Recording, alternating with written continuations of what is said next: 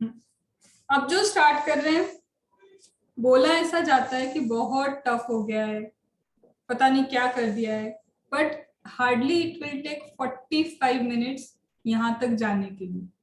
ठीक है, तो टू द एक्सटेंड बस उसको पहले समझना, जजमेंट बाद में देखेंगे कौन सी चीज है क्या है, मैं वर्ड टू वर्ड एक एक चीज बताती जाऊंगी। पहले मैं पूरा फ्लो बता देती हूँ कि इसमें होने क्या वाला है। एक पुराने जमाने की बात थी जब ये 147 सिर्फ 147 था। अब नए जमाने की बात है जब ये 147 सिर्फ 147 नहीं है, इसमें असेसमेंट सर्च का भी होता है, इसमें असेसमेंट सीजर का भी होता है, इसमें असेसमेंट सर्वे में कुछ मिला है तो भी होता है। मतलब मैं थोड़ा थोड़ा कंपेयर करवाते हुए पढ़ाती हूँ तो कि वो चीज तुम्हें ज्यादा क्या करेगी, हेल्प करेगी चीजों को समझने के लिए। चलो, मेहताब लेट है, बहुत दिक्कत होगी। एक minute, let me call him. एक भी बच्चा लेट हुआ तो फिर कैच करने में देर होगी उसको। एक मिनट। चलो, नाम लिया, हाजिर, बट स्टूडेंट हाजिर, हम कुछ और नहीं बोलेंगे। चलो, मेहताब तुम्हारा नाम लिया ही था कि तुम लेट हो। चलो, अब आते, सबका ध्यान सिर्फ इधर रहना चाहिए। That is we are going to start with one of the most awaited section 147। बहुत इजी हो गया, उल्टा मैं बोलूं पहले कॉम्प्लिकेटेड था ये, हर चीज पे, हर वर्ड पे जजमेंट, हर वर्ड पे जजमेंट। अब सारे जजमेंट खत्म हो चुके हैं, ओवरऑल सारे जजमेंट क्या है यहाँ पे खत्म हो गए। अब समझना, यहाँ हमारे पुरानी दुनिया में, और ये क्या हो गई हमारी नई दुनिया। ठीक है, अब होता क्या था और होता क्या है उसको समझोगे तो ऑटोमेटिकली तुमको ये अब फिर रीडिंग लगना स्टार्ट हो जाएगा कि बस चलो रीडिंग करनी है हमको और कुछ नहीं करना। समझना मेरा लॉजिक, और इन लोग का जो लॉजिक ये दे रहे थे उस बात को समझना। सेक्शन नंबर 147 जब पुराना था ना, सबसे पहले सबसे ज्यादा बोझ किसके ऊपर था, एओ के ऊपर। ओपिनियन एओ का चाहिए होता था, किस चीज के लिए। क्या मैम यहाँ पे भी एओ का ओपिनियन है, तो यहाँ भी चेक करते हैं कि ओपिनियन किन किन लोगों का है, क्योंकि असेसमेंट तो एओ ही करेगा, वहां भी यहाँ भी। तो अभी के लिए मैं लिख देती हूँ कि हाँ भैया यहाँ पे भी एओ के ही कामकाज होने वाले हैं।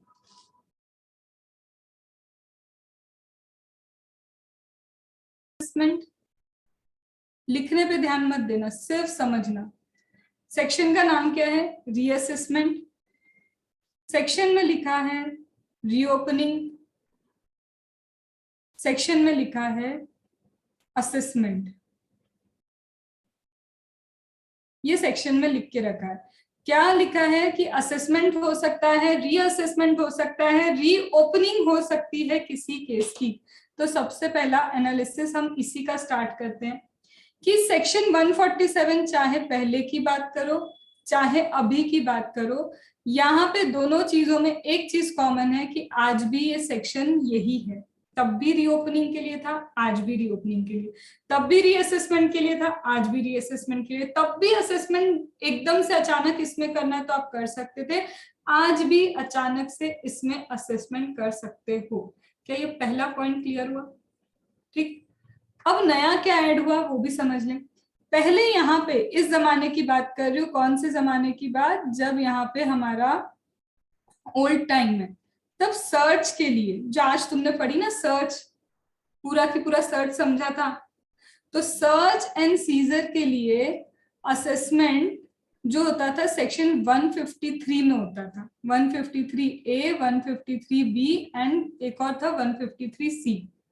तो इन शॉर्ट में बोलूं, इस पे अब तुम कंफ्यूज मत हो, कुछ नहीं, तुम बस ये समझो 153 कि 153 के अंदर असेसमेंट होता था। सर्च हुई, कोई चीजें निकल के आई कि हाँ भैया ये पता चला वो पता चला, तो इसका असेसमेंट 153 में होता था। अब किस में असेसमेंट होता है, वापस 147। किया क्या इन्होंने, मर्ज कर दिया। इन्होंने क्या किया, मर्ज कर दिया। पहले तो अलग सेक्शन थे असेसमेंट के लिए, 147 का कुछ अलग ही चलता था, सर्च एंड सीजर का अलग चलता था, सर्वे होता था तो सर्वे का क्या होता था, असेसमेंट अलग होता था। पर अब 147 में ये तो है साथ में सर्च इसी में आ गया, सीजर इसी में आ गया, सर्वे इसके अंदर आ गया। रिक्विजिशन क्या होता है वो तुम्हें पता है, लेकिन अभी मीनिंग बताऊंगी तो समझ में आ जाएगा कि हम ऑलरेडी जानते हैं रिक्विजिशन क्या होता है। तो ये सारी चीजें किसमें चली गई, 147 में। क्या यहां तक बात समझ में कि अभी तक कुछ नहीं हुआ है, सिर्फ मिक्सिंग हो गई है। ठीक है, अब पहले क्या होता था और अब क्या होता है, पहला तो ये समझ में आया। दूसरा पॉइंट पहले और अब का क्या है। पहले क्या होता था, एओ का ओपिनियन होना चाहिए था, होल सोल ओपिनियन किसका होना चाहिए था, एओ का। और उसमें होना चाहिए था कि एओ को क्या चाहिए, रीजन टू बिलीव। एओ को क्या चाहिए होता था कि उसके पास रीजन टू बिलीव है कि हाँ income has been escaped from assessment, छूट गई इनकम, ऐसा रीजन टू बिलीव होता था। अभी कॉन्क्रीट नहीं है, फीलिंग है, थोड़ा बहुत एविडेंस ऐसा है जिससे लग रहा है, लाइकली है कि तुम्हारी इनकम छूटी हुई है। पर अब यहाँ पे पहले इंक्वायरी होती है, यहाँ पे इंक्वायरी बाद में करते थे और पता करते थे सच में है या फिर सच में नहीं है। अब यहाँ पहले इंक्वायरी कर लेंगे ये, फिर इंक्वायरी के बेसिस पे लगता है कि हाँ इसकी इनकम एक्सकेप है, हमें पूरा समझ में आ रहा है, तब जाके ये नोटिस देते हैं अंडर सेक्शन 148। पहले सिर्फ रीजन टू बिलीव हो जाता था और ये लोग क्या कर देते थे, 148 का नोटिस दे देते थे। मतलब 147 करना है आपको, रीओपनिंग करनी है, रीअसेसमेंट करना है, इवन फर्स्ट टाइम असेसमेंट 147 में करना है तो नोटिस यहाँ भी 148 में जाता है, यहाँ भी नोटिस किसमें जाता है, 148।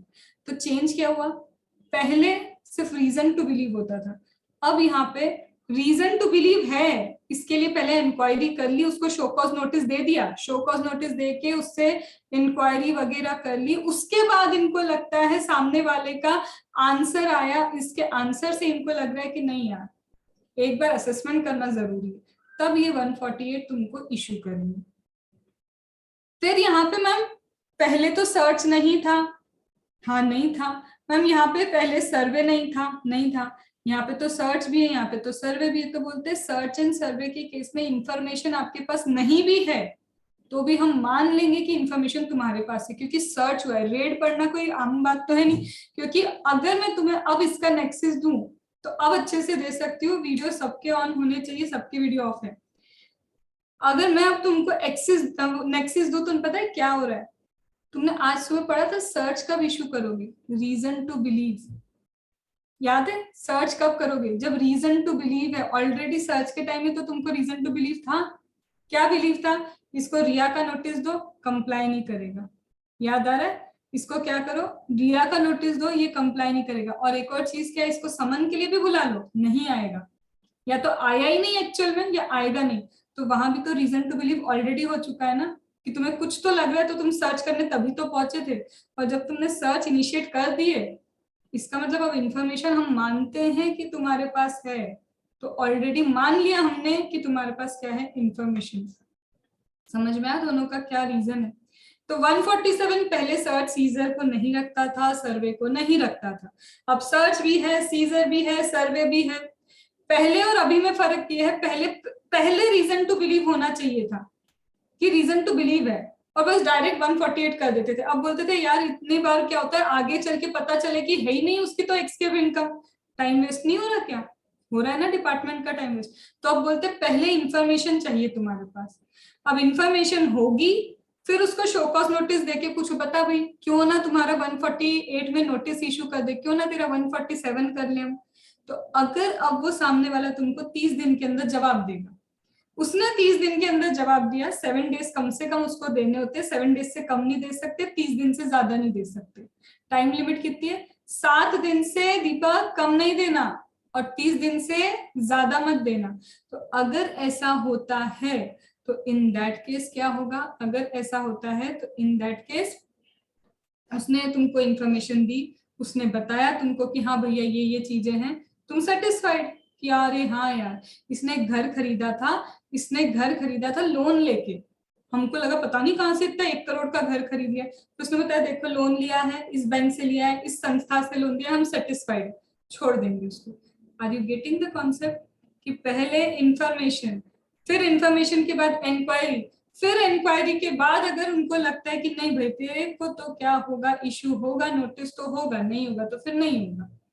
लेकिन हम मान लेंगे, लो मान लिया हमने, क्या मान लिया इन्होंने, मान लिया हमने कि तुम्हारे पास इनकम है। कब इनकम है? जब सर्च ऑलरेडी इनिशिएट हो गया, सर्वे कर लिया, सर्च हो गया इनिशिएट। तो सर्च तो इनिशिएट ही तब होती है जब ऑलरेडी तुम्हारे पास कोई रीजन टू बिलीव होता है। गेटिंग दैट कॉन्सेप्ट, लिंक कहां से उठाया इनने, ठीक है। और मैम अगर सर्च इनिशिएट नहीं हुआ, सर्वे हुआ, तो सर्वे तो ऑलरेडी जाके देख के आ गए तुम्हारे यहाँ, याद है 15 दिन इम्पाउंड भी कर सकते थे बुक्स, याद आ रहा है। तो जब ऑलरेडी ही करके आ चुके हैं, साक्षात जाके करके आ चुके हैं, तो फिर तो हम मान लेते तुम्हारे पास इंफॉर्मेशन है। Are you getting? क्यों यहाँ पे मना किया, इंफॉर्मेशन नहीं भी होगी तो मान लेंगे कि तुम्हारे पास इंफॉर्मेशन है। फिर तीसरा, तुम्हारे ऊपर क्या हुआ, तुम्हारे ऊपर सर्च तुम्हारे ऊपर चल रही थी, ठीक है, तुम्हारे ऊपर सर्च चल रही थी, लेकिन तुम्हारे अंकल का, तुम्हारी नानी का, दादी का, भाई का, बहन का कोई चीज तुम्हारे पास मिल गई, मतलब उसके ज्वेलरी तुम्हारे घर पे, उसकी इंपॉर्टेंट पेपर तुम्हारे घर पे, तो हम तो उसको भी क्यों तुम्हारे घर क्यों रख रहे हैं? ऐसा क्या हो गया कि अपने घर पे नहीं रख सकता? तो ये तो पक्का रीजन टू बिलीव है ना कि तुम्हारे यहाँ रखा है, तो उसका भी क्या करेंगे 147। तो यहाँ भी मान लिया हमने, है हमारे पास इंफॉर्मेशन, तुम्हारे घर क्यों मिली भैया चीजें।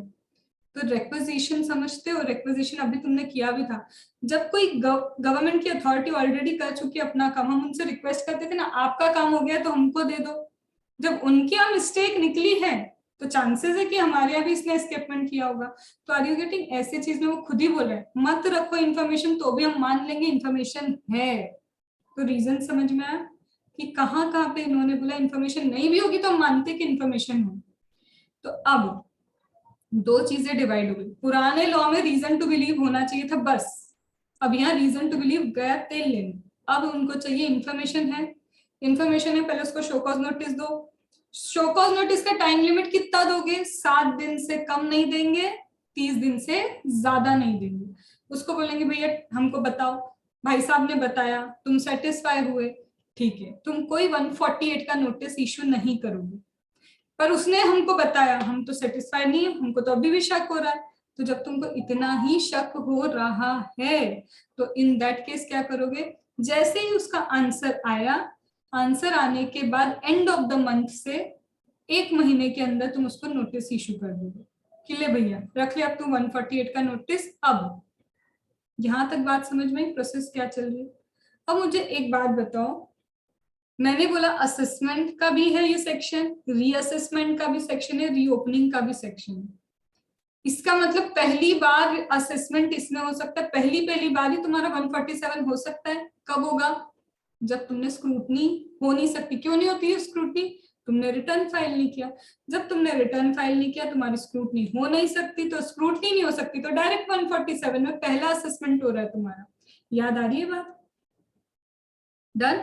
तो अगर पहला असेसमेंट ही तुम्हारा 147 में हो रहा है तो हो गया ना ये सेक्शन 147 फॉर असेसमेंट, ठीक है।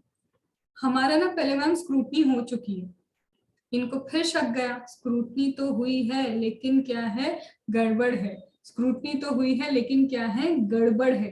तो अगर स्क्रूटनी हुई है फिर भी गड़बड़ है तो इन दैट केस क्या होगा? रुक भाई, हमारे पास इंफॉर्मेशन है, बता। ढंग से नहीं बता पाया वो कुछ भी, हम क्या बोलेंगे? जैसे ही तेरा जवाब आया उसके दिन से, एंड ऑफ द मंथ से 1 महीने के अंदर हमने फिर से 148 करना है। तो हो सकता है ना पहले असेसमेंट हो चुका था उसका स्क्रूटनी में, रेगुलर असेसमेंट, हमको लग रहा है अभी भी कि इसकी इनकम क्या स्टेप हुई है, रीअसेसमेंट हो जाएगा। तो असेसमेंट भी समझ में आया, पहली बार 147, रीअसेसमेंट स्क्रूटनी के बाद फिर रीअसेसमेंट कर देंगे। फिर रीओपनिंग क्या है? वही रीओपनिंग, सेम केस को वापस रीओपन करना, 147 को ही वापस रीओपन कर रहे। क्यों? क्योंकि इसने डिडक्शन जो हमसे लिया ना, ज्यादा डिडक्शन ले लिया, बाद में पता चला रिसिप्ट वगैरह इंफॉर्मेशन निकली कि भाई इसको तो इतना डिडक्शन मिलना ही नहीं चाहिए था, तो उसी 147 के केस को रीओपन किया। तो वो क्या हो गया? रीओपनिंग, फिर से रीओपन करेंगे केस। तो इसीलिए बोला जाता है 147 असेसमेंट के लिए भी होता है, रीअसेसमेंट के लिए भी होता है, और री ओपनिंग के लिए भी यही होता है। अब क्या हुआ? जो तुम मेरी ये प्रोसेस सुन रहे थे ना कि उसको पहले इंफॉर्मेशन के लिए इंफॉर्मेशन होनी चाहिए, फिर इंफॉर्मेशन के लिए शो कॉज नोटिस देगा, शो कॉज नोटिस में बातें आएंगी, तुम सेटिस्फाई होगे, तुम सेटिस्फाई नहीं होगे, तुम्हें पता भी नहीं चला तुमने 148A की प्रोसीजर पढ़ ली। यहाँ पे बोलते हैं सेक्शन 148A की प्रोसीजर यही है जो तुम्हें पहले, अगर 147 करना चाहते हो तो पहले ये फॉलो करो। अब पॉइंट नंबर 2, तुम मुझे बताओ, ऑलरेडी इनकम एग्जेम्प्ट है, क्या करोगे तुम उसका रीओपनिंग करवा के? कुछ काम आएगा तुम्हारे? तो अब जब तुम पढ़ोगे ना, वहां पे पता है क्या लिखा है, if any income chargeable to tax have been escaped, इसीलिए तो लिखता है ऐसी इनकम जो चार्जेबल टू टैक्स थी। तो भाई चार्जेबल टू टैक्स थी तभी तो तुम रीओपनिंग करोगे, एग्जेम्प्ट इनकम की रीओपनिंग नहीं होती है। अब एनी इनकम लिखा तो एनी इनकम का क्या मतलब है, चाहे वो पीजीबीपी हो, चाहे वो अदर सोर्स हो, चाहे कैपिटल गेन, चाहे सैलरी, मतलब कोई भी हेड हो, पांचों हाउस प्रॉपर्टी, कोई भी हेड हो, किसी भी हेड की इनकम हमें लगी कि एस्केप हुई है और उस पर टैक्स लगता है, तभी तो उसकी रीओपनिंग करेंगे। मैम सपोज करो, क्या सपोज करना है, हमको इंटरेस्ट इनकम हुई, इंटरेस्ट इनकम हुई, वो एग्जेम्प्ट है हमारी, नहीं करेंगे। क्यों करेंगे, छूट भी गई तो हमको करना क्या, रीओपनिंग करके टैक्स तो मिलेगा नहीं। तो एवरी टाइम ये क्वेश्चन आ जाता है, तुमको डायरेक्ट बोलते this income has been escaped from assessment, और तुम्हें याद रखना है वो एग्जेम्प्ट इनकम है। तुमको याद रखना पड़ेगा कि वो एग्जेम्प्ट इनकम, एक बार चेक कर लेना उसने कहीं ऐसी इनकम कहीं की तो नहीं देख रखी जो एग्जेम्प्ट नेचर की थी, क्योंकि एग्जेम्प्ट नेचर की रीओपनिंग नहीं होती है। ठीक है, अब ये हो गया हमारा। अब हमारा टाइम आ गया कि हमको शोकॉज नोट, हमको क्या करना है, नोटिस इशू करना है रीओपनिंग का। बातें आ गई उसकी, शोकॉज नोटिस चला गया, उसने अपनी बातें कर ली, हमने समझ ली, हमको तो जमा नहीं, भाई हम नहीं जम रहा, तेरी बात जमेगी नहीं हमको। अब हम क्या देंगे उसको, 148 का नोटिस। अब देंगे उसको 148 का नोटिस। अब यहाँ पे क्या है, 148 के नोटिस में एक चीज है कि नोटिस तुमको क्या करना पड़ता है, इशू करना पड़ता है। नोटिस इशू होना चाहिए, सर्व नहीं। यहाँ जो टाइम लिमिट दिया है, नोटिस इशू होने का टाइम लिमिट देके रखा है, सर्व का नहीं दिया। पर जब तुमको ये पूरा की पूरा असेसमेंट कंप्लीट करना होगा तब सर्व से टाइम दिया कि सर्विस होने से लेके 12 महीने के अंदर क्या हो जाना चाहिए, ये पूरा 147 खत्म। तो point to be noted over here, यहाँ नोटिस इशू होने का टाइम लिमिट है, लेकिन कंप्लीशन के लिए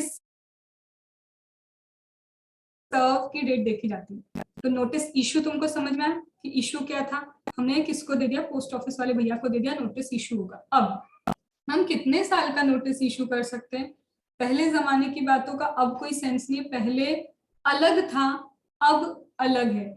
अब बोलते हैं मैक्सिमम 3 साल के लिए तुम्हारा क्या हो सकता है, रीओपनिंग।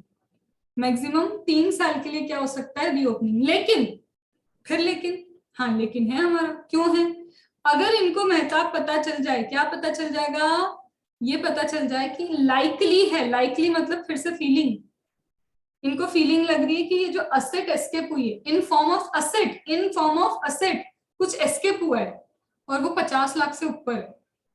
इनको बस पता चलना चाहिए कि एस्केपमेंट हुआ है और असेट के फॉर्म में एस्केपमेंट हुआ है, और वो जो एस्केपमेंट है इज मोर देन 50 लाख। तो अब ये 3 साल नहीं, ये 10 साल का क्या कर सकते हैं, असेसमेंट कर सकते हैं। अब तुम्हें नोटिस कितने साल का जाएगा, 10 इयर्स का notice issue. Was it logical, बिल्कुल। जब पता है कि छोटा मोटा है तो ठीक है, 3 साल की पुरानी कवरेज कर लो। अब मैम सपोज कर आप बोल रहे हो इनकम एस्केप हुई, 10 साल का बोल रहे हो, 7वें साल की इनकम एस्केप हुई है, टैक्स कौन सा लोगे, इस साल वाला कि उस साल के अकॉर्डिंग, रिस्पेक्टिव जिस साल की इनकम थी उस साल के हिसाब से लेंगे। हाँ इंटरेस्ट लेने से मना थोड़ी ना कर रहे, हम इंटरेस्ट लेके रहेंगे। लेकिन फिर एक बात, ये जो 3 साल की 50 लाख की आप बातें कर रहे हो ना, हाँ हम 3 साल की 50 लाख की बात करें कि 3 साल 10 साल में तब कन्वर्ट होगा जब एस्केपमेंट 50 लाख से ज्यादा है। तो यहाँ बोलते रुको, ये वाली चीज भी सर्च पे अप्लाई नहीं होगी, सीजर पे अप्लाई नहीं होगी, रेक्विजिशन पे अप्लाई नहीं होगी। तब हमको लगता है 3 से ज्यादा इशू करना तो हम 3 से ज्यादा इशू करेंगे। तो ये 10 साल पक्के पक्के नहीं होते, लगता है तो 10 साल का पूरा क्या बोलेंगे कि तुमको क्या करना है, 10 साल का रीओपनिंग। अब मैम रीओपनिंग मतलब तुम्हें एक नोटिस जाएगा कि पिछले 10 साल के वापस रिटर्न फाइल करो, पिछले 3 साल के रिटर्न वापस फाइल करो। रुको, अब यही मुझे मैंने बोला था मैं तुम्हें स्क्रूटनी का एक लिंक यहाँ पे दूंगी। तुम फिर से रिटर्न फाइल कर रहे हो क्योंकि 148 का नोटिस आया है, तो अब स्क्रूटनी का नोटिस फिर जाएगा तुमको। कितने टाइम में? फिर से वही 3 months from the end of the financial year in which the return is filed. क्यों? क्योंकि किसी की स्क्रूटनी करनी मतलब एक एक डिटेल मंगवानी है, तो डिटेल मंगवाने के लिए स्क्रूटनी नोटिस तो देना ही पड़ेगा, क्योंकि 147 इज ओनली अबाउट ओपनिंग, कि हम ओपन कर रहे हैं। तो भाई ओपन करके जो चीजें तुमको क्या करना है, चेक करना है, तो चेक करने के लिए स्क्रूटनी नोटिस तो दो उसको। तो जब जब 147 जाता है, याद है मैंने आज सुबह तुमको एक लिंक भी बताई थी कि लिखा भी था बॉक्स में कि 147 के साथ स्क्रूटनी नोटिस जाएगा, क्योंकि 147 में फिर से तुमसे रिटर्न फाइल करवाए जाते हैं। या फिर से रिटर्न फाइल होंगे, फिर से रिटर्न फाइल होने के बाद फिर वही होगा 3 महीने from the end of the financial year in which the return was filed, वहां से फिर स्क्रूटनी जाएगी। अब मैम ऐसा हो सकता है फिर से कि हम स्क्रूटनी कंप्लाई नहीं करेंगे, मत करो, हमारे पास चॉइस है। 147 में तो तुम्हारी ओपनिंग की ही थी हमने, तुम उसको कंप्लाई नहीं कर रहे हो, तो लो भैया बेस्ट जजमेंट लगा के 147 खत्म कर दिया। Are you getting the depth of the concept? 147 open हुआ, तुमको बोला पिछले 7 साल के 10 साल के रिटर्न फाइल करो, तुमने आज रिटर्न फाइल के, ये फाइनेंशियल ईयर एंड होगा, तुमको 3 महीने के अंदर स्क्रूटनी नोटिस पहुंचना ही चाहिए, शेल है वो कि हम चेक कर लेंगे अब सारी चीजें। रीओपनिंग देखो 148 में तो सिर्फ ये लिखा रहता है कि रिटर्न फाइल कर दो, रीओपन हो गया, बस इतना रहता है वो। अब वो रीओपन 148 के नोटिस में तुम सारे के सारे रिटर्न फाइल कर लो, तुम्हें पावर कौन दे रहा है इतने पुराने रिटर्न भरने की? 148 पावर दे रहा है बस, कि लो भैया तुम्हारे पास पावर है कि पिछले 10 साल के रिटर्न अब वापस फाइल करो। तुम फाइल करोगे, फिर फाइल करने के बाद हम चेक कैसे करेंगे, उसका भी तो नोटिस जाना चाहिए। तो वो नोटिस स्क्रूटनी का जा रहा है तुम्हारा, क्यों जा रहा है? क्योंकि पिछले 10 साल के रिटर्न फाइल करवा लिए, अब स्क्रूटनी का नोटिस तुमको दे रहे कि अब वो 10 साल के रिटर्न को चेक करने के लिए सारे डॉक्यूमेंट्स दो। अब तुम नहीं ला पाओगे, तुम चुप बैठ जाओगे। अगर तुम चुप बैठ गए तो हम 144 लगा के 147 खत्म कर देंगे, और अगर तुम चुप नहीं बैठे तो डिटेल होगी, अच्छे से चेक किया जाएगा, अच्छे से चेक करके फिर जैसा भी होता है फिर 147 प्रॉपरली क्लोज होगा। Now you got the overall concept of 147, कि 147 सिर्फ रीओपनिंग देता है कि हमने ओपन किया, और 148 का नोटिस तुम्हें पावर देता है कि पुराने रिटर्न्स फाइल कर सकते हो। उसके बाद फिर तुम्हें उसको चेक करने के लिए फिर स्क्रूटनी देनी पड़ती है। फिर स्क्रूटनी या तो कंप्लाई कर लो, नहीं करोगे तो फिर इसके पास पावर है कि ये 147 को हम कैसे कंप्लीट करेंगे, बेस्ट जजमेंट के अकॉर्डिंग कंप्लीट करेंगे। So this is the whole sole procedure. तुम्हारे 147 की जो अभी नई नवेली प्रोसीजर आई ना, वो ये है, जिसको एक बहुत, कहीं मैं लिटरली बता रही हूँ, कहीं कहीं 2 घंटे इसको समझाने में लगे, कहीं कहीं पे मैंने खुद ने देखा 3-3 घंटे सिर्फ इसको समझाया, जबकि इतनी सिंपल प्रोसीजर है कि सर्च एंड सीजर मर्ज हो गया। और कॉन्सेप्ट इतना सा समझना था कि जब सर्च ऑलरेडी हो रही है तो रीजन टू बिलीव तो पहले ही था, तो इन्फॉर्मेशन की रिक्वायरमेंट कहाँ रही? कहीं पे इन्फॉर्मेशन की रिक्वायरमेंट ही नहीं। अब एक पॉइंट और बताती हूँ, यहाँ पे मैम रीओपनिंग करी केस को, सुनना, हमने केस की रीओपनिंग की, हमने जो सोचा था ना, इंफॉर्मेशन जो थी हमारे पास उसके अकॉर्डिंग तो हमने दे दिया नोटिस कि हाँ भैया तुमने हमको रिप्लाई किया, हमको रिप्लाई जमा नहीं, बिल्कुल अच्छा नहीं लगा, हमने तुमको नोटिस दिया, जो इन्फॉर्मेशन थी उस बेसिस पे तो तुमने नोटिस इशू किया। अब असेसमेंट करते करते नई और एस्केप्ड इनकम निकलती गई, जो तुमने भी नहीं सोच के रखी थी। Are you getting the concept? मेरे को शक किस पे गया इस बार मेरे को मेहताब पे शक गया कि बहुत जल्दी बोलता है क्लास बंद कर दो, क्लास बंद कर दो, है क्या ऐसा? मैंने इसको रीओपनिंग के बारे में बोल दिया कि नहीं भैया इतनी जल्दी क्या होती है कि बस जल्दी से बोलो कि क्लास खत्म कर दो, और ये हाँ बोल देता है, करता क्या है ये बाद में। इसको मैंने रीओपनिंग के बारे में बोल दिया। अब मेरे को तो सिर्फ शक था कि इसके घर में क्या है, 15-20 लाख रुपए छुपे हुए हैं, और वो भी किसके? मेरे बाद में ये क्या करता है, बिजनेस करता है, बिजनेस की इनकम मेरे को बता नहीं रहा है। लेकिन जब इसका असेसमेंट करने गई, ओ बाप रे, यहाँ तो हॉर्स रेस का भी निकल रहा है, यहाँ तो क्या निकल रहा है तुम्हारा, विनिंग फ्रॉम करोड़पति भी निकल रहा है, हर चीज निकलते जा रही है। तो आर यू गेटिंग? जो सोचा था उसके लिए तो नोटिस चला गया, और जो नहीं सोचा था क्या उसके लिए फिर फ्रेश नोटिस दोगे? नहीं, उसके लिए फ्रेश नोटिस नहीं देना है। अगर ये सेम असेसमेंट ईयर की इनकम है तो, इसी असेसमेंट ईयर की इनकम निकली, इसी साल इसने करोड़पति भी जीत लिया, हमको नहीं बताया, इसी साल इसने क्या किया, टुकड़ुक टुकड़ुक भी करवाया, हमको नहीं बताया। इसी साल क्या किया, जितनी भी चीजें की सब इसी साल में की इसने, हमको बता ही नहीं रहा। तो इस साल के तो फ्रेश नोटिस इशू नहीं होगा। लेकिन ये निकली कौन सी, पिछले साल की, उससे पिछले साल की, उससे पिछले साल की, मतलब ईयर चेंज हो गया ना, ईयर चेंज हुआ तो फ्रेश नोटिस लगेगा। ईयर चेंज हुआ है तो क्या लगेगा, अब फ्रेश नोटिस लगेगा, पहली चीज। अब इसमें एक कॉन्सेप्ट और था जो इनवैलिड हो गया। क्यों इनवैलिड हो गया, इसी में एक और चीज थी, फ्रेश नोटिस का इशू हो सकता है। तुमने जैसे पहले क्या होता था, इनको रीजन टू बिलीव होता था, ये नोटिस दे देते थे और इनका रीजन टू बिलीव क्या हो गया, पिट गया, और नई इनकम निकल गई जो इनने सोच के भी नहीं रखी थी। तो बोलते हैं अगर बेस पिट जाता है ना तो फ्रेश नोटिस नई इनकम के लिए भी इशू होता है, भले ही सेम ईयर क्यों ना हो। पर इन्होंने ये सब चीजों को हटा दिया। पहले श्योरिटी कर लो कि तुम्हारी जो बेस है, बेस तो सही है कि नहीं, बेस सही है तो फिर नोटिस इशू करो। फिर उसके बाद नई इनकम निकली और सेम ईयर की निकली, कोई नया नोटिस नहीं चाहिए, पर नई इनकम निकली पिछले ईयर की, तो फिर इसको एक और फ्रेश नोटिस हमको देना पड़ेगा। आया समझ में, ठीक है। फिर इसके बाद इसमें क्या है, अब यहाँ पे एक चीज है, ये जो नोटिस देते जा रहे हैं ना, इनको ना परमिशन लेनी पड़ती है। हर नोटिस देने से पहले क्या है, एक परमिशन लगती है। शो कॉज नोटिस दे रहे हैं, परमिशन ले लो। 148 का नोटिस दे रहे हो, परमिशन ले लो। तो अब अपन रीडिंग करते जाएंगे और अलग अलग जगह पे सिर्फ परमिशन पढ़ना बचा है और छोटे मोटे फिलर्स भरना बचे तुम्हारे।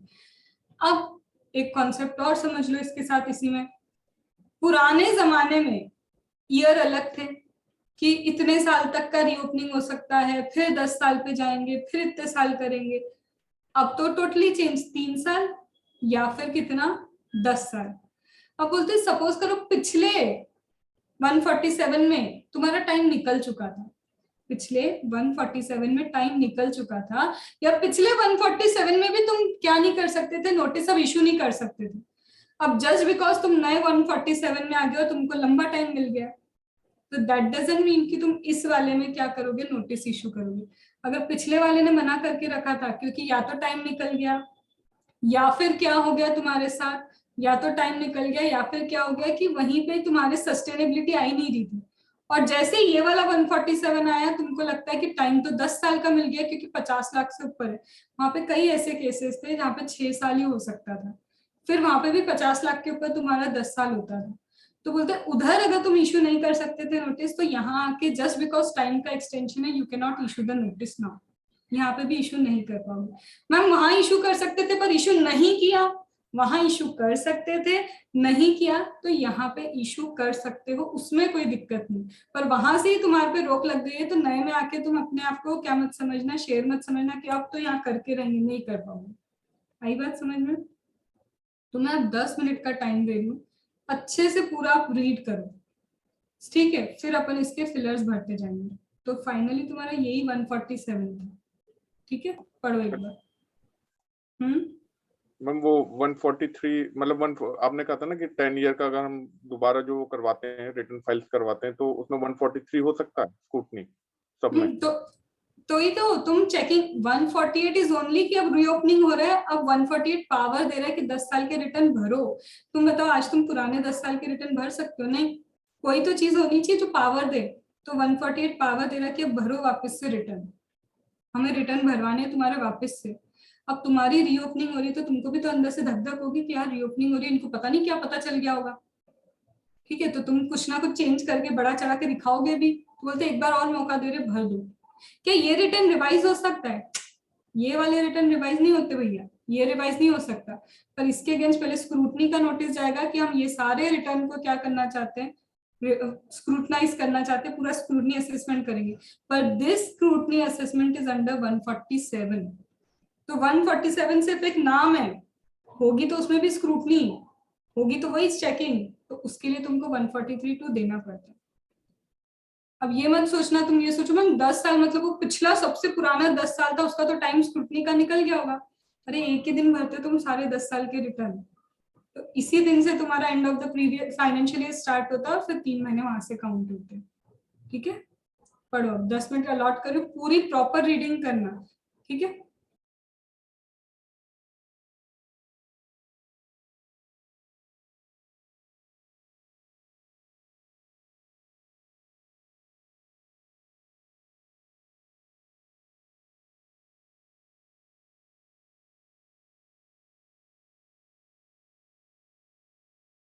अपर्णा ढंग से रीडिंग, पूरा ध्यान सिर्फ रीडिंग पे।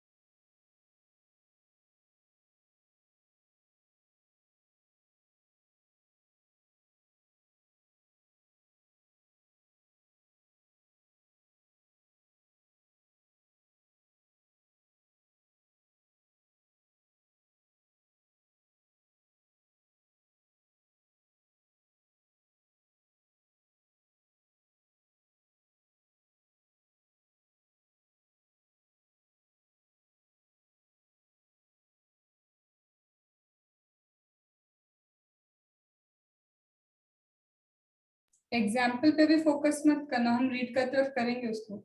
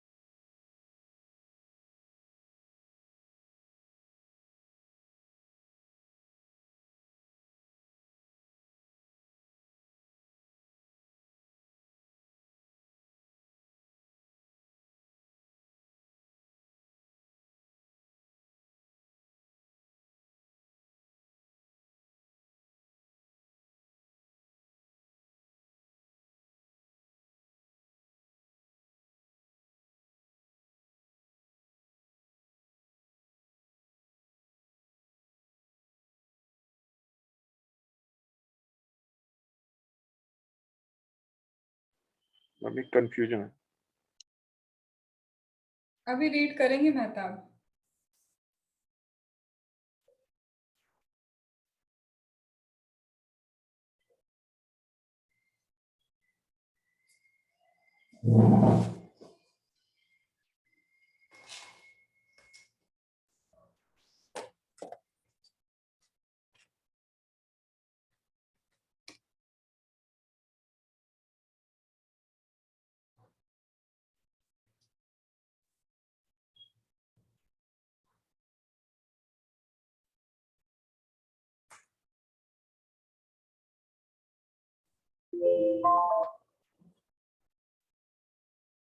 सबसे पहले ओवरऑल कंटेक्स्ट समझ में आ गया, अब फिलर भर सकते हैं।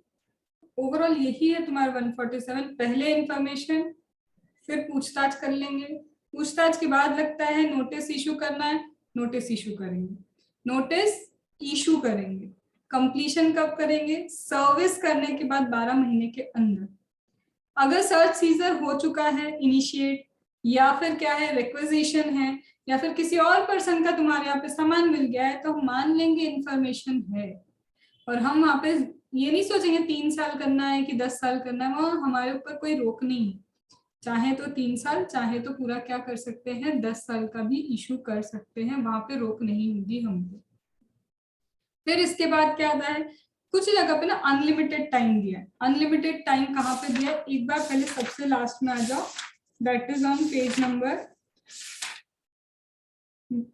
324, जो सेक्शन 150 है उसके ऊपर।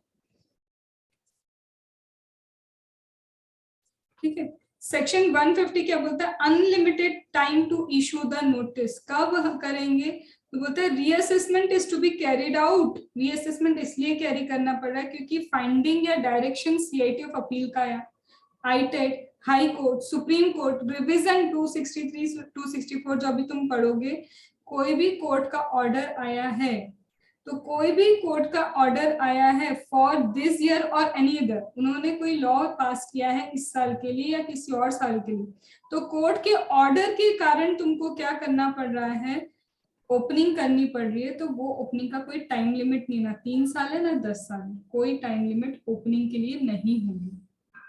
ठीक है, आया? तो अगर कोर्ट के ऑर्डर से हो रहा है तो नहीं होगी।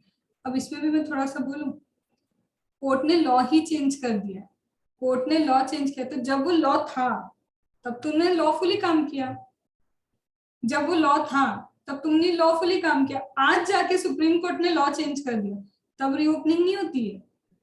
रीओपनिंग कब होती है? जब समझ नहीं आ रहा इंटरप्रिटेशन ऑफ लॉ क्या होना चाहिए, कुछ लोग कुछ कर रहे हैं, कुछ लोग कुछ कर रहे हैं, फिर अब फाइनली एक जजमेंट आ चुका है, तो अब इस जजमेंट के लिए रीओपनिंग हो सकती है वो लोगों के लिए जिन लोगों ने गलत किया था। कंफ्यूजन चल रहा है, कुछ लोग ए चूज कर रहे हैं, कुछ लोग बी। अब फाइनली सुप्रीम कोर्ट ने बोल दिया बी, तो बी वाले तो सब सही कर रहे थे, तो ए वालों की रीओपनिंग होगी। तो वो ए वालों की रीओपनिंग कितने भी टाइम में हो सकती है, लेकिन जब लॉ ए था तो तुम ए जैसे ही काम कर रहे थे, अब जाके सुप्रीम कोर्ट ने बोला बी, तो ए वालों की अब रीओपनिंग नहीं करना कि लॉ चेंज हो गया तो हम पुराने को चेंज करवाए, ऐसा नहीं चलता है। लॉ चेंज हो गया तो रीओपनिंग नहीं होती, पर लॉ शुरू से ही डाइसी था, फिर एक फाइनल जजमेंट आया, तो जो लोग उसके अकॉर्डिंग गलत कर रहे थे सिर्फ उनकी रीओपनिंग होती है अनलिमिटेड टाइम तक। क्या ये बात समझ में आई? ठीक है, डन। अब एक बार रीडिंग करते जाते, फिलर करते जाते, और एक जगह मुझे तुम्हें बताना है, सर्च सीजन 3 साल का ही होगा, उसको मैं अभी तुमको यहाँ पे पढ़ते पढ़ते नेक्सस क्रिएट करती रहूंगी। ठीक है, चलो अब 147, 315 स्लोली रीड करते हैं, हाईलाइट करते जाते हो, जो जो लिखना है लिखते जाते हो। सबसे पहले सेक्शन नंबर 147 लिखा है इनकम एस्केपिंग असेसमेंट और रीअसेसमेंट। असेसमेंट मतलब फर्स्ट टाइम अगर 147 में हो जाए तुम्हारा असेसमेंट, राइट? और रीअसेसमेंट का मतलब क्या है कि ऑलरेडी असेसमेंट हो चुका है, अब फिर से असेसमेंट हो रहा है। Am I Audible?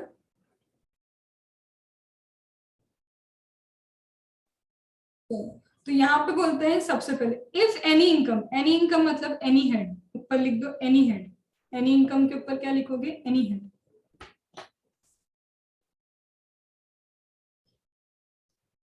ठीक है, if any income chargeable to tax, तो उसके ऊपर क्या लिखोगे? एग्जेम्प्ट इनकम, और क्या कर दोगे? Cross.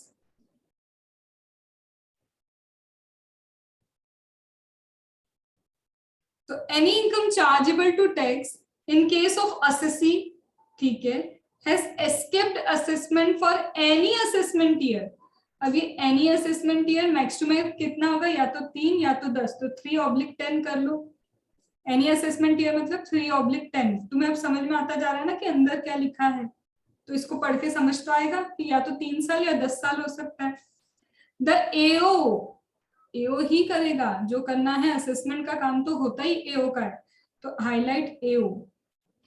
May subject to the provisions of section 148 to 153, जो अभी तुम पढ़ रहे थे ना, 148 का नोटिस होता है, उसके लिए 148A की प्रोसीजर होती है, फिर टाइम लिमिट दिया है, तो ये सारी चीजें इसमें लिख के रखिए, वो आगे अपन पढ़ लेंगे।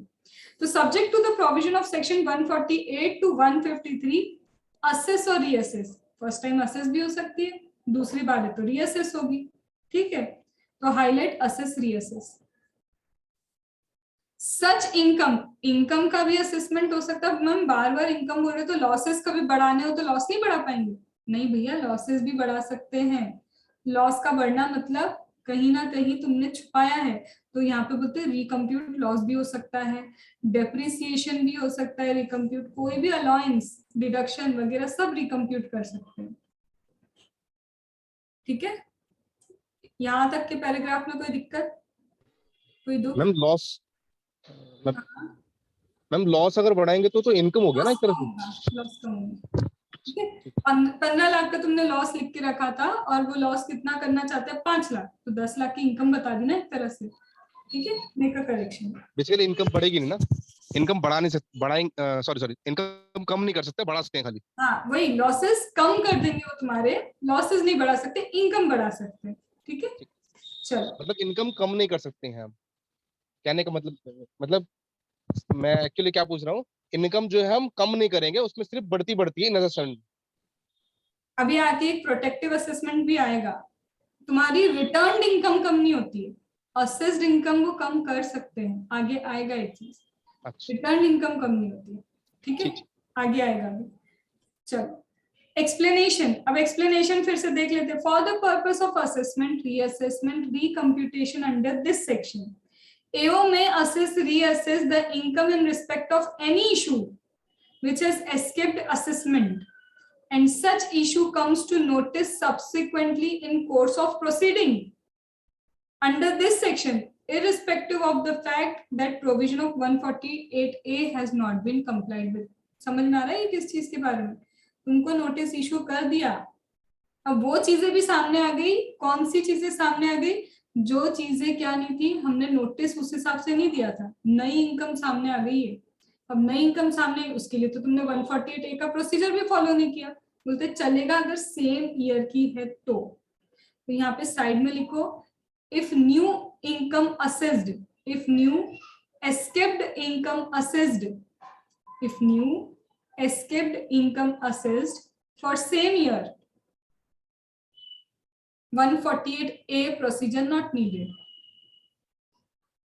148 procedure not needed, मतलब इस इनकम के लिए नीडेड नहीं है। But if for other assessment year, but if for other assessment year, then fresh notice and fresh procedure needed, then fresh notice and fresh procedure needed.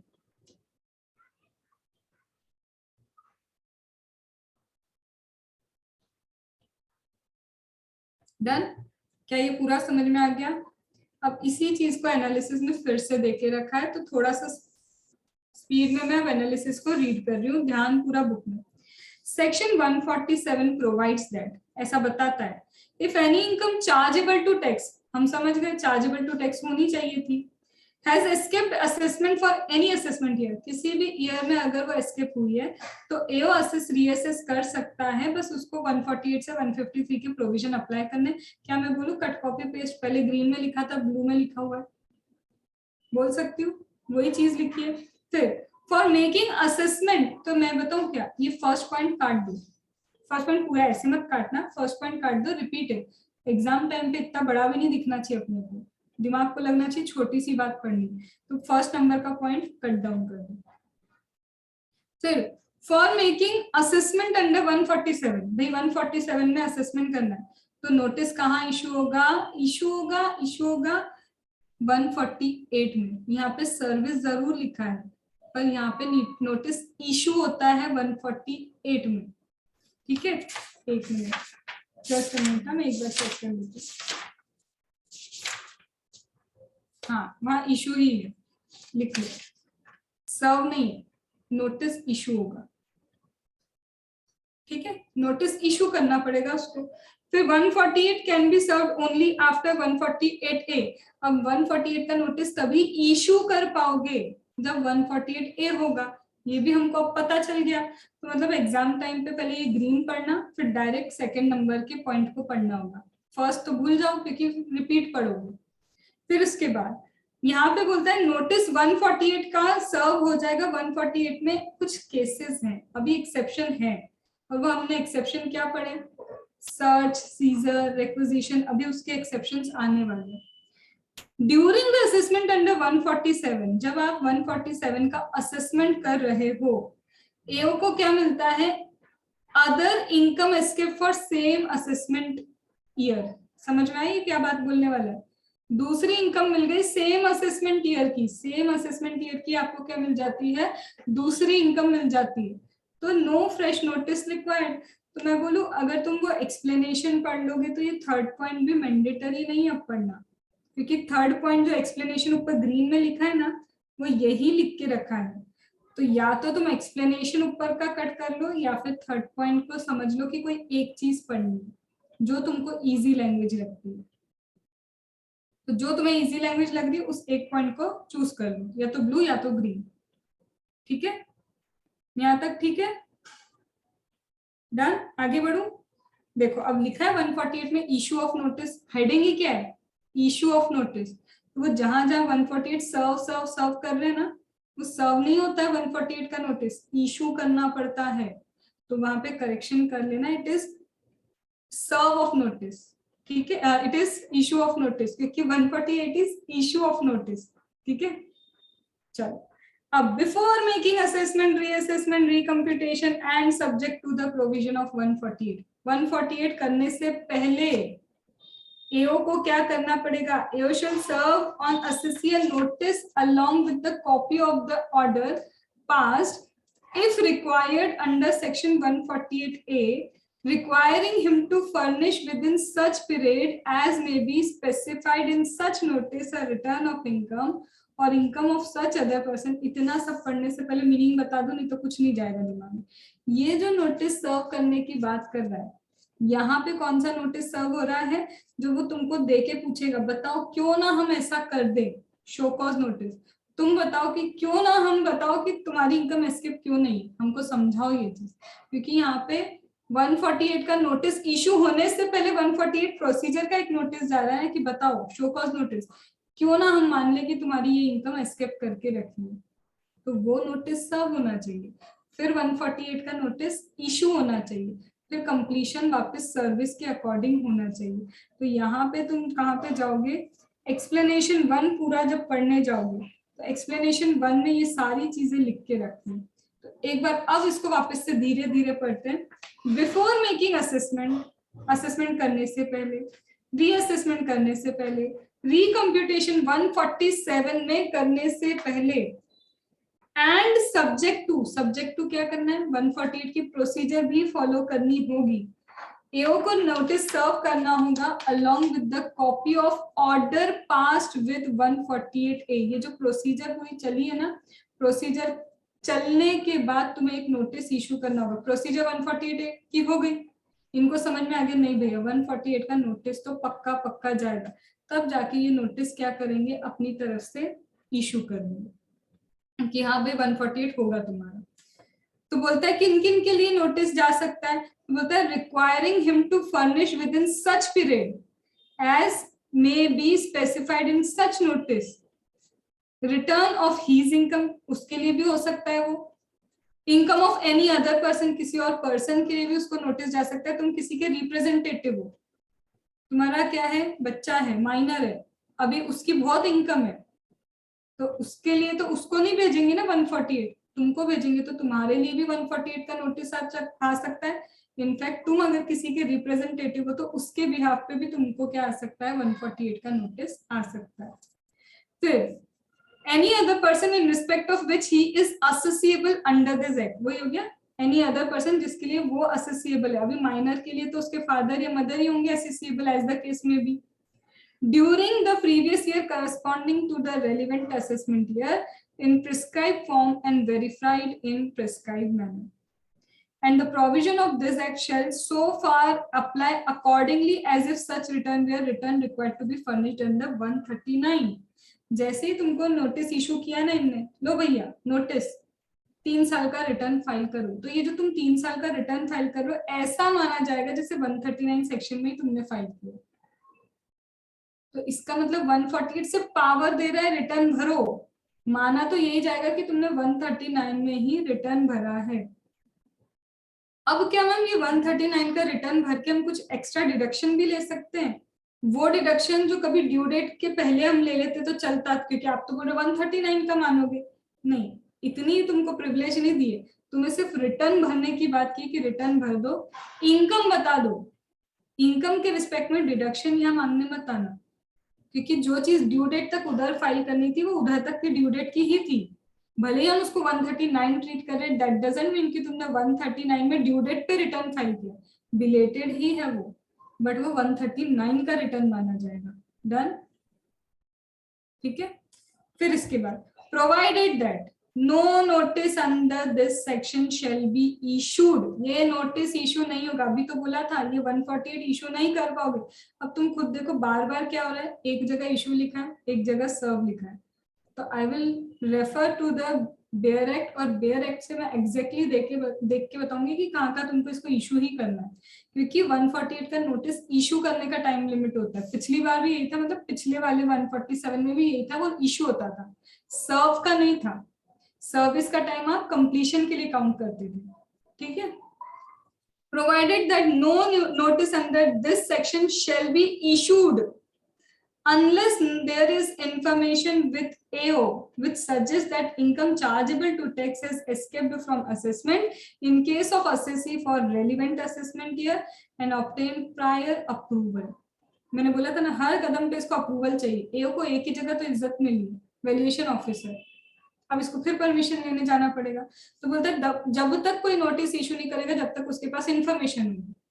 अब वही पढ़ेंगे हम, इंफॉर्मेशन कैसे आती है, क्या होता है, छोटी सी बातें होगी. तो इंफॉर्मेशन होगी तब वो सोचेगा कि वो नोटिस इशू कर सकता है या नहीं कर सकता, और उसके पहले परमिशन लेनी होगी. तो आ जाओ पेज नंबर 324 पे. परमिशन क्या है? 324 सेक्शन 151 बोलता है अगर तुम नोटिस इशू करना चाहते हो, देखो फिर क्या लिखा है इसमें, वर्ड इशू. तो point to be noted here my lord कि ये प्रूफ होता है कि इशू ही है वो, क्योंकि पुराने सेक्शन में भी इशू ही था.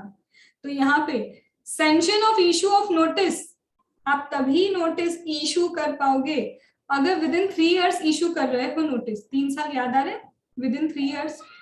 तो 3 साल के अंदर अगर आपका नोटिस इशू होता है from the end of the relevant assessment year, तो CIT PCIT एक ही याद रखो. CIT याद रखो तो ऑलरेडी P लगा लेना, DIT याद रख रहे हो तो फिर P लगा लेना. तो CIT DIT से करोगे, लेकिन हम 3 साल के बाद कर रहे हैं. तो अगर तुम 3 साल के बाद इशू कर रहे हो तो किससे परमिशन लोगे? चीफ, और उसके आगे भी P लगेगा, और DGIT उसके आगे भी क्या लगेगा? P लगेगा. ठीक है. अब फिर से पढ़ते. PCIT and PIT, CIT, DIT if 3 years or less than 3 years has not elapsed. अगर 3 साल खत्म नहीं हुआ है तो CIT और DIT और PP दोनों में लगा देना. इनसे बातचीत करके क्या कर सकते हो? परमिशन ले सकते हो. और अगर 3 साल निकल चुके हैं तो chief commissioner of income tax और deputy general of income tax, इसके प्रिंसिपल से क्या कर सकते हो? तुम बात कर सकते हो. ठीक है.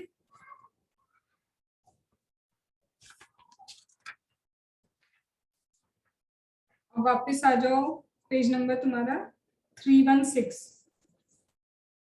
अब मैम इंफॉर्मेशन कौन सी थी? ये आपने जो इतना बोला था कि इंफॉर्मेशन आएगी, उसके बाद नोटिस के बारे में सोचेंगे, पहले उसको अपॉर्चुनिटी ऑफ बीइंग हट देंगे. तो अब वो समझो इसने क्या बोला. Explanation number 1.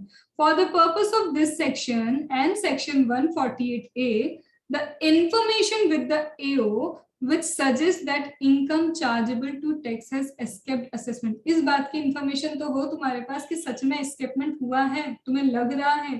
कैसे पता चलेगा मैम? नहीं समझ में आ रहा. तुम दिखा रहे हो कि 2.5 लाख का तुम्हारा रिटर्न.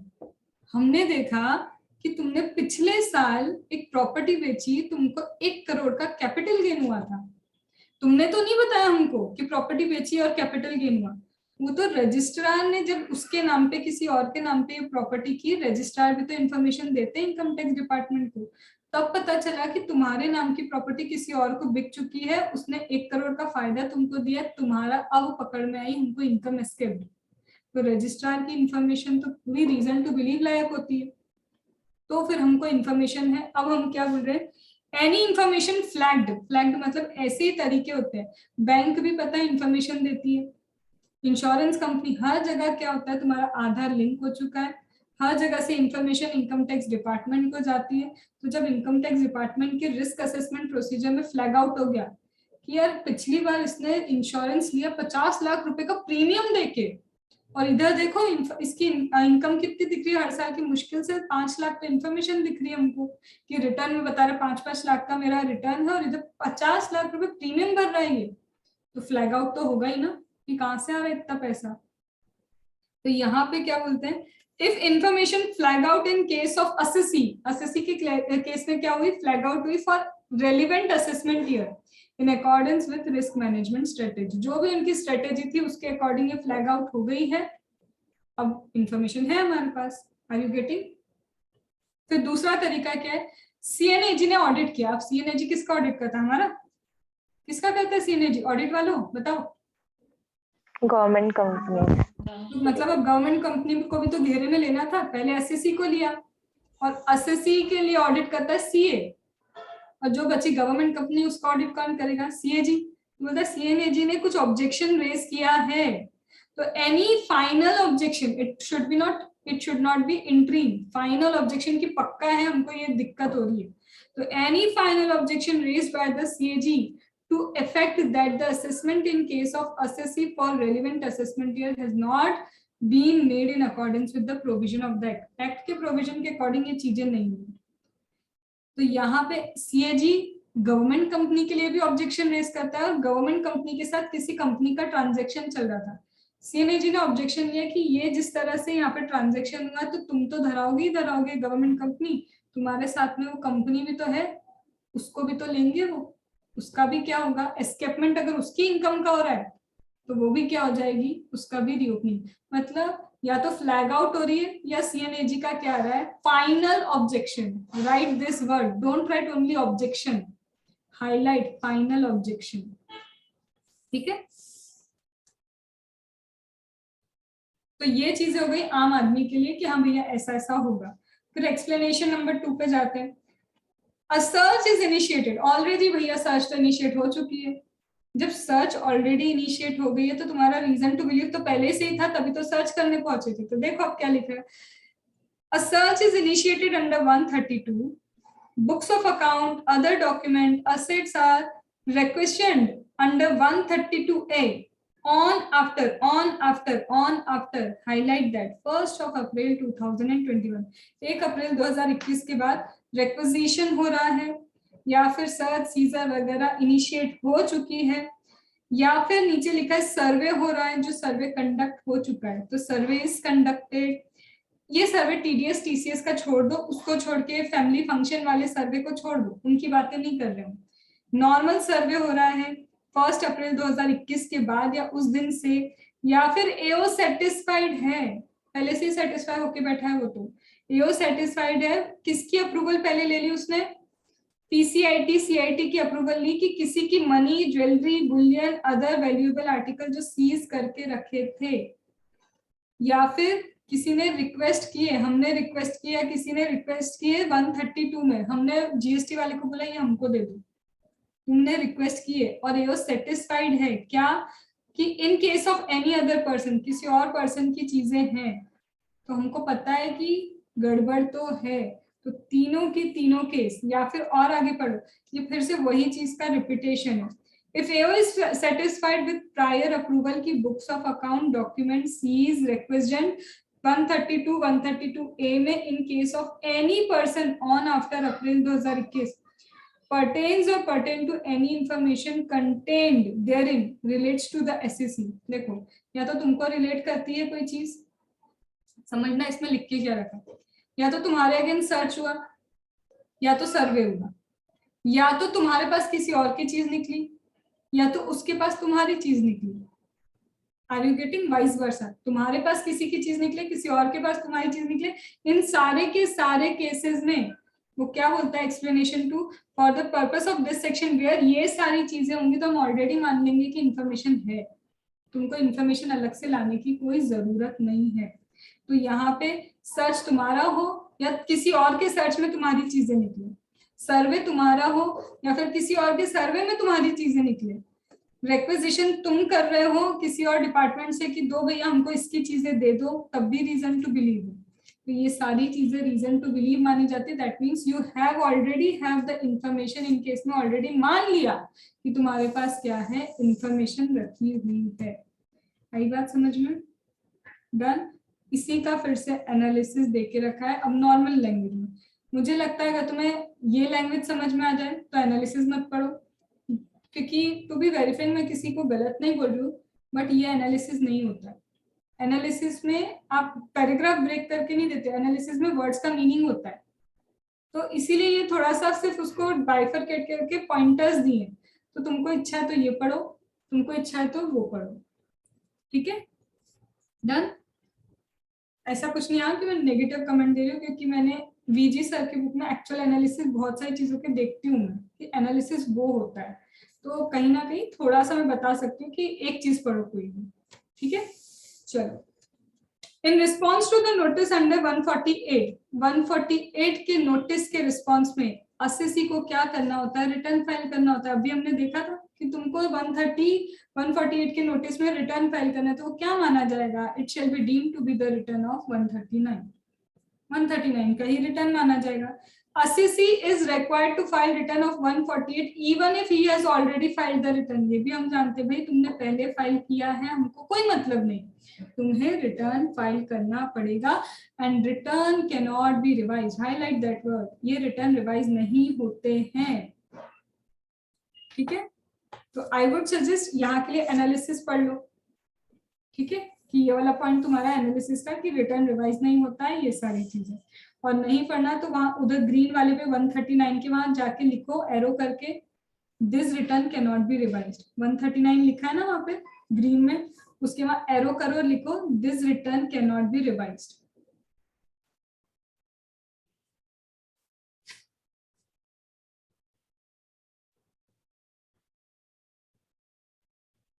ठीक है।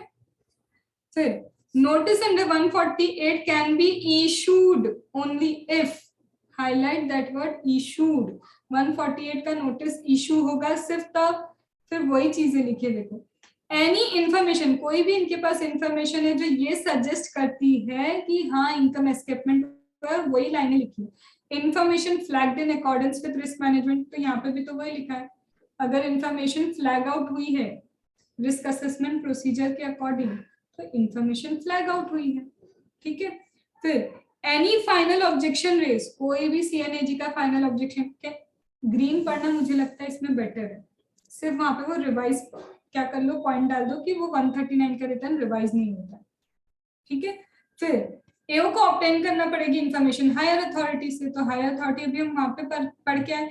अब मैं बोलूं तुम्हें क्या करना चाहिए, इसी में अगर तुम्हें एक पेज में सारी चीजें इसकी डालनी है ना, तो एक स्टिकी नोट निकालना, और वो जो परमिशन वाली चीज है ना जो तुमने वहां पढ़ी है, एग्जाम टाइम पे इतना रेफरेंस नहीं लेना, यही एक ही पेज में सब मिलना चाहिए, तो स्टिकी नोट लगाओ, या फिर ऊपर ही जगह है वहां पे लिख लो कि 3 साल के अंदर होगा तो किससे परमिशन लोगे, और 3 साल के बाद होगा तो किससे परमिशन लोगे, इसी पेज में मेरे को सब मिल जाना चाहिए, लिख लो वहां, अभी के अभी लिखो 151 का, 3 साल के अंदर किसकी परमिशन है और 3 साल के बाद किससे परमिशन लोगे,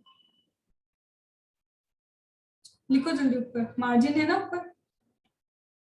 और फिर अनलिमिटेड टाइम वाला भी लिखेंगे अपन साथ साथ, पहले ये लिखो,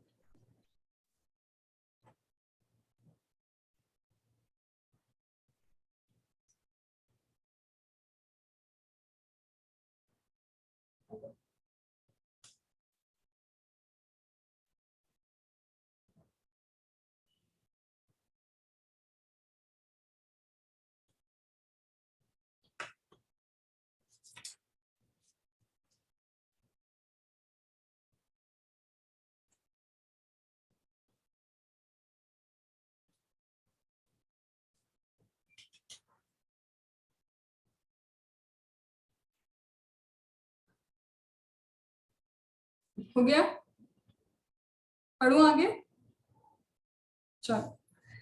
in the following cases it shall be deemed that, मान लिया जाएगा, कुछ केसेस में मान लेंगे हम, वही तो अभी तक मनवा रहे थे इतनी देर से, देखो वही मान रही है। In the following cases it shall be deemed, ये मान लिया जाएगा कि AO is having information for 3 assessment year preceding the relevant assessment year in which search initiated, हम मान रहे कि तुम्हारे पास वो पिछले 3 सालों की सारी इंफॉर्मेशन है, डॉक्यूमेंट्स हैं, एसेट्स हैं, मतलब जहां सर्च हुआ, रिक्विजिशन हुआ, जहां तुम्हारा हुआ या किसी और पर्सन का हुआ, तो इन केसेस में हम ऑलरेडी मान के बैठे हैं कि तुम्हारे पास इंफॉर्मेशन है। तो देखो वही लिखा है, सर्च इनिशिएट हुई है, सर्वे कंडक्ट हुआ है, फिर उसके बाद AO सेटिस्फाइड है प्रायर अप्रूवल से कि किसी और के पास तुम्हारी इंफॉर्मेशन है या तुम्हारे पास किसी और की इंफॉर्मेशन है, तो उसका निकालेंगे हम 147। तो सिर्फ ग्रीन पूरा पढ़ लो और हाईलाइट कर लो ग्रीन में, सर्च इनिशिएटेड, सर्वे कंडक्टेड, सर्च इनिशिएटेड हाईलाइट करो, सर्वे कंडक्टेड हाईलाइट करो, AO का सेटिस्फेक्शन प्रायर अप्रूवल हाईलाइट करो, AO सेटिस्फाइड, इस वेज हाईलाइट नहीं करना, AO satisfied prior approval highlight करो, ग्रीन पे 3rd नंबर का पॉइंट, ग्रीन पे 3rd नंबर का point, AO satisfied prior approval, PCIT CIT highlight करो, PCIT CIT। फिर क्या है, सीज्ड, डायरेक्ट सेकंड वाले पे जाओ, seized, requisition, any other person, किसी और का कुछ सीज करके बैठे हो तो उसका 147 करोगे। Are you getting? इससे हाईलाइट करके कि किसी और का सीजर कुछ हुआ है, रिक्विजिशन हुआ है, तो उसका 147 होगा। लेकिन डेट क्या है, सब में 1, 2 और 3 में एक ऐसे करके कर्ली ब्रैकेट करो और लिख दो ऑन आफ्टर अप्रैल 2021, दोनों में डेट यही है, on after April 2021। Third point, fourth point का कॉमन डेट लिख लो। हाथ निकाल लेते स्वाति।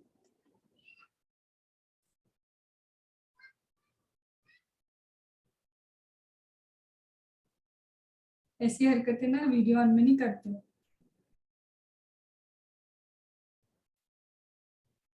ठीक है, चलो कहाँ चले गए अब अपन। तो ये हो गया तुम्हारा पूरा कि हाँ भैया ऐसे ऐसे ऐसा होगा। ठीक है, अब आ जाए 148A के प्रोसीजर, भाई साहब की देख ले उन्होंने क्या बोली है।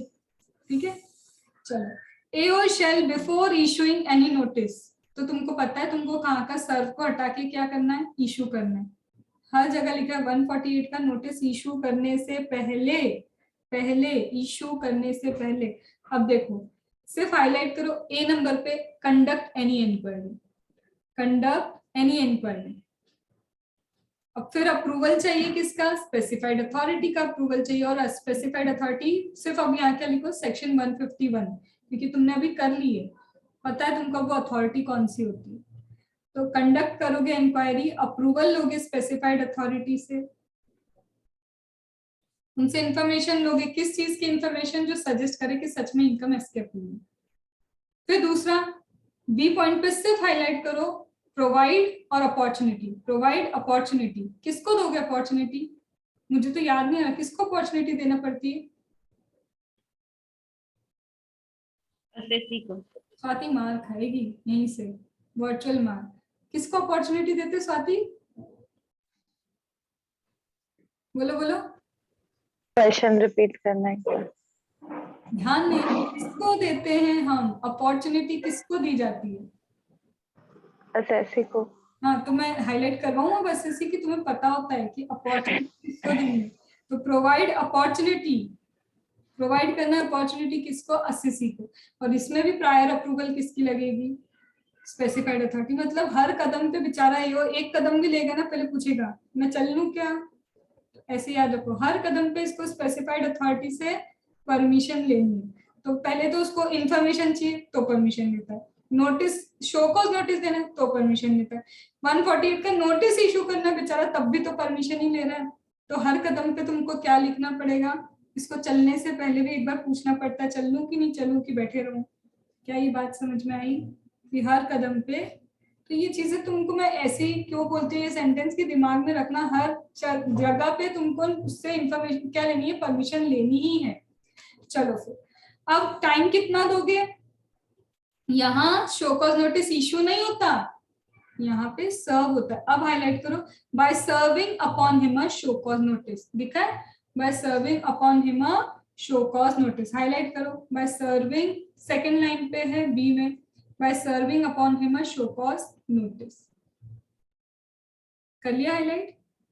फिर टाइम कितना दे, उसके नीचे देखो, सर्विस के जस्ट नीचे लिखा है not less than 7 days but not exceeding 30 days, not less than 7 days not exceeding 30 days from date of such notice, from the date such notice issued। Notice issue होने से 30 दिन है, पर नोटिस सर्व होना चाहिए। नोटिस कंपलसरी सर्व होगा उसको तभी आगे बात करेंगे, लेकिन नोटिस का टाइम कहाँ से स्टार्ट हो रहा है, नोटिस इशू होने से स्टार्ट हो रहा है। तो ये पूरी लाइन को हाईलाइट करो और स्टार मार्क करो, याद रखना है, इंपॉर्टेंट है, एमसीक्यू आ सकता है। ठीक है, अब इसके आगे की लाइनें अपने को सिर्फ पढ़ना है, रस्म निभानी है। और such time as may be extended by the board on the basis of application in this behalf, as to why a notice under 148 should not be issued on the basis, मतलब अब उससे वही तो पूछ रहे हो तुम, बताओ क्यों हम ऐसा ना करें, तो वही तो होता है शो कॉज नोटिस की, शो करो कि क्यों ऐसा नहीं होना चाहिए, तो वही लाइनें सिर्फ लिख के रखनी। डन, यहाँ तक ऑल इज वेल, ठीक है। फिर इसके बाद अब ये क्या करेगा, नोटिस का रिप्लाई आया तो रिप्लाई रख के रखेगा कि कंसिडर तो करेगा ना बेचारा, बस highlight that consider the reply, ये रिप्लाई कंसिडर कर रहा है।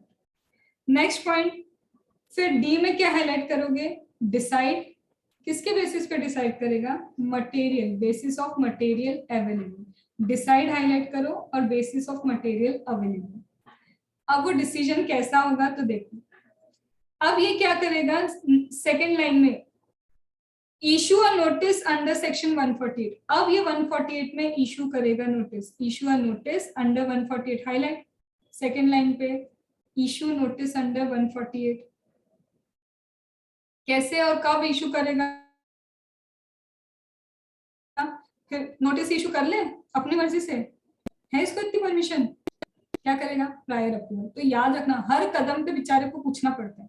तो प्रायर अप्रूवल ली, अब कितने दिन में नोटिस इशू करेगा, highlight, within 1 month from the end of the month in which reply received, within 1 month from end of the month, और फिर डायरेक्ट रिप्लाई हाईलाइट करो, रिप्लाई और फिर हाईलाइट रिसीव्ड, 1 महीना from the end of the month the reply received. या फिर भाई साहब ने तो रिप्लाई नहीं दिया, नो सच रिप्लाई, तो highlight no such reply furnished, no such reply furnished, then 1 month from the end of the month in which time or extended time allowed, जो टाइम आपने अलाउ किया था नोटिस में जैसे ही खत्म होता है उसके खत्म होने के बाद 1 महीने के अंदर नोटिस दे दो। आया, तो शो कॉज नोटिस सर्व होता है, 148 इशू होता है, कंप्लीशन क्या है फिर से सर्व पे, डन, ओके।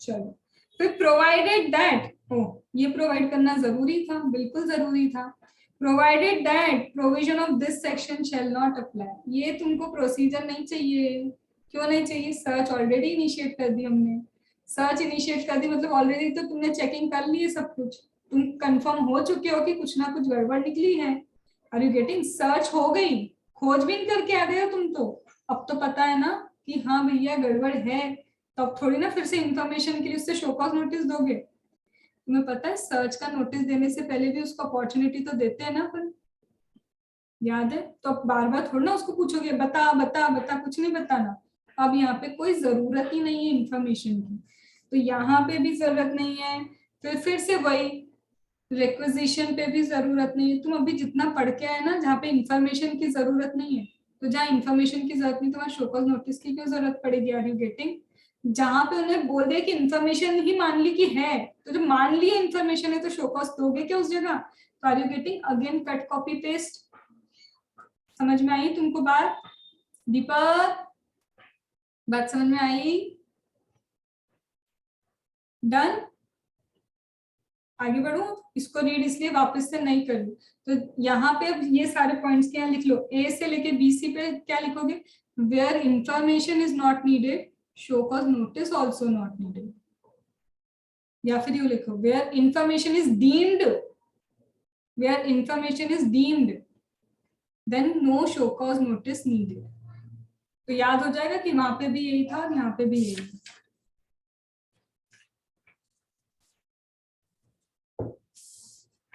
अब इसका एनालिसिस स्किप कर सकते हैं, ठीक है, चाहो तो एनालिसिस अपने मन की संतुष्टि के लिए पढ़ना, अदरवाइज ये वही की वही चीज है, इसको मत पढ़ना, ठीक है। अब आ जाओ कहाँ पे, 320 पे, appeal to CIT of appeal ITAT not possible, appealable नहीं है 148 ए का ऑर्डर, मतलब क्या है, 148 में क्या किया, 148 ए में प्रोसीडिंग्स हुई, क्या प्रोसीडिंग हुई, तुमसे बातचीत करी, तुमसे शो कॉज नोटिस दिया, तुमसे अपनी राय मांगी, अब तुमने राय दे दी, जब तुमने राय दे ही दी है हमको, जब तुमने क्या किया, अपनी राय दे दी, हमने नहीं मानी, हमने 148 इशू कर दिया, तो इस इशू करने पे तुम अपील करने नहीं जा सकते, are you getting, it was just a proceeding, proceeding के दौरान तुमको 148 मिला है, तो दैट डजंट मीन कि तुम उस पर अपील करोगे, तो हाईलाइट दैट पॉइंट, पूरा हाईलाइट कर लो, वो पूरा पढ़ना एग्जाम टाइम पे।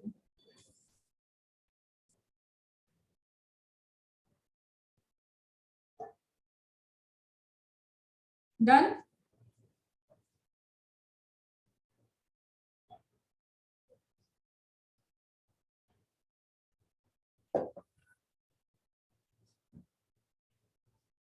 दिमाग में गए ना तो डेडिकेशन क्या होता है, टाइम नहीं देखते। ठीक है, मैम मैं ही देख रही थी, अब पानी पे तो चुपचाप टाइम देख लो। हाँ मैडम का ध्यान ना सब जगह रहता है, इसलिए वीडियो ऑन भी रहता है। फिर जब दीपक ऐसे ऐसे पता नहीं कहाँ बातें करते करते हंसते रहता है, तुम हंसती रहती हो, स्वाति ऐसे मुंह में ये लेके इधर से हाथ ही नहीं निकाल रही, इधर से पेन निकाल रही, कर क्या रही है ये लड़की, ऐसी ऐसी तो तुम्हारी हरकतें मिलती है। तो जब मेहताब को ज्यादा लगता है वो नहीं करता है, तो मेरे को सबकी हरकतें समझ में आ जाती है कि अब ओवर हो रहा है। पर तुम सोचो कल से सुबह तुमको सेल्फ स्टडी का टाइम मिल जाएगा, उसका मोटिवेशन मिलेगा।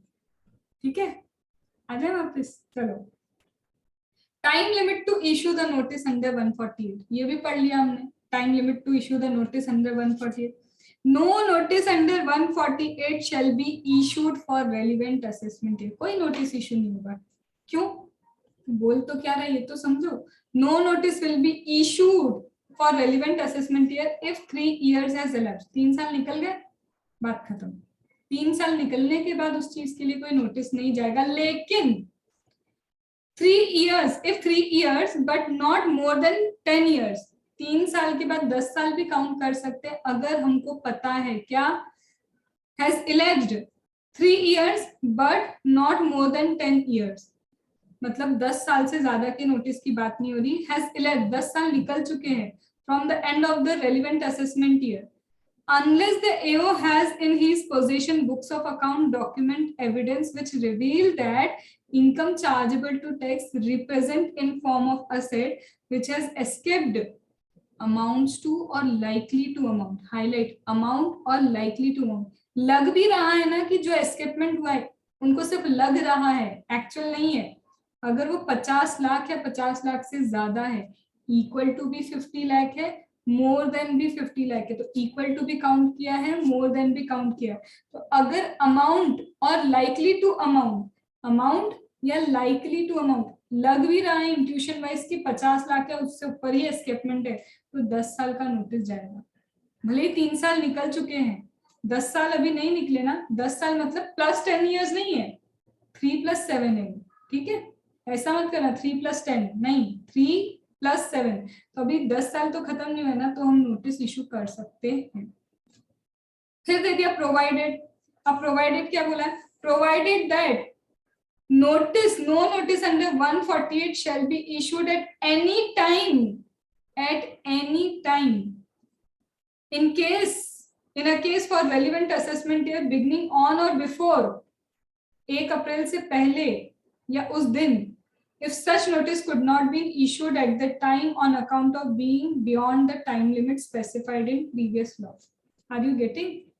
पिछले टाइम अगर तुम्हारा टाइम निकल चुका था तब तुम नहीं कर सकते थे इशू नोटिस, तो अभी भी बताओ कि अब हम इस नए सेक्शन में नोटिस इशू कर ले क्योंकि 50 लाख से ज्यादा है। उस वक्त टाइम निकल गया तो पिछले में टाइम निकल गया, तो इसमें उसको यूटिलाइज मत करना, ये वही लाइन लिखी है। ठीक है, तो यहाँ पे तुम लिखना चाहो तो नॉर्मल लैंग्वेज में लिख सकते हो। यहाँ पे आ जाओ, इसका 2 वाला पॉइंट एनालिसिस में देखो, वो इजी लैंग्वेज है। तो notice 148 cannot be issued for assessment year 21-22 or earlier assessment year if notice could not have been issued as per old provision। Old provision के हिसाब से तुमने इशू नहीं किया क्योंकि टाइम निकल गया था, तो नए प्रोविजन के हिसाब से भी इशू नहीं करोगे। ठीक है, चलो फिर और प्रोवाइड कर रहे हैं। कितना प्रोवाइड करते हैं, बोलते हैं provided also that for the purpose of computing period of limitation. ये जो तुम काउंट कर रहे हो ना 3 साल 10 साल, इसमें तुमने क्या किया, एक चीज बताओ। ये 3 साल 10 साल में तुमने प्रोसीडिंग भी तो करी, सामने वाले को शो कॉज नोटिस दिया, 30 दिन उसके होंगे कम से कम, 7 दिन या 30 दिन उसके होंगे। फिर उसने रिप्लाई किया, फिर तुम 1 महीना रुके, 1 महीने बाद तुमने शो कॉज, तुमने क्या किया, इशू किया नोटिस 148 का, तो तुम्हारा टाइम भी तो वेस्ट हो रहा है 3 साल या 10 साल में से भी।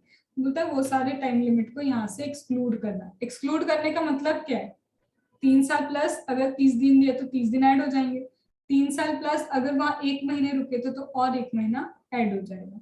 आई बात समझ में? तो जहां जहां टाइम वेस्ट होता जा रहा है वहां पे क्या करते जाना, वहां पे तुमको रुकना पड़ेगा। रुकना मतलब टाइम लिमिट हम एक्सटेंड कर देंगे। एक्सटेंशन का मतलब ये है कि वो 3 साल में उसको काउंट नहीं करेंगे। आई बात समझ में?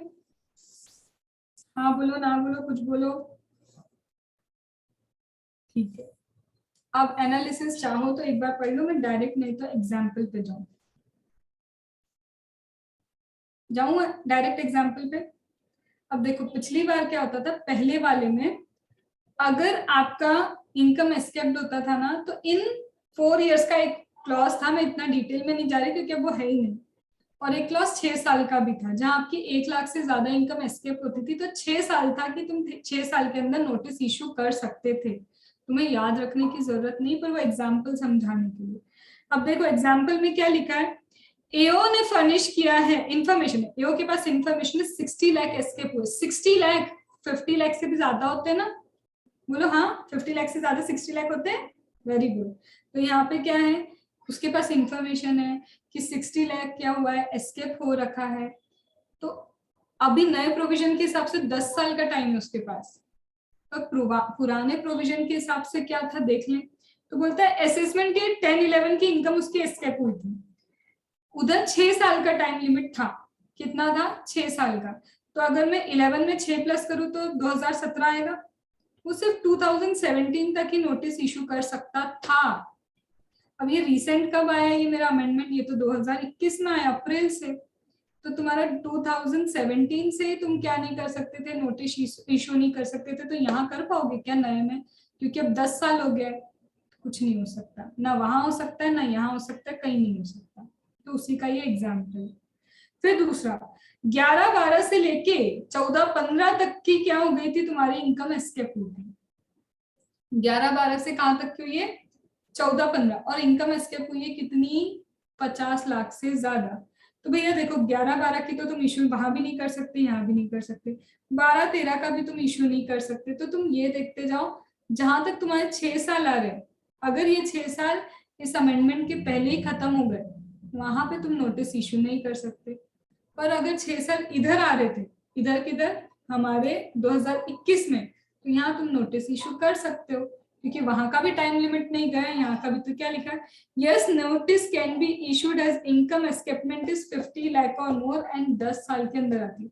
वहां पे भी क्या हुआ था, 2020 में ये अमेंडमेंट आ गया था कि वहां पे भी लाइकली है ना कि 50 लाख के ऊपर तुम्हारी इनकम है, तो वहां पे भी 10 साल कर दिया था उन्होंने कि वहां पे 10 साल तक के तुम क्या कर सकते हो, रिटर्न्स मंगवा सकते हो।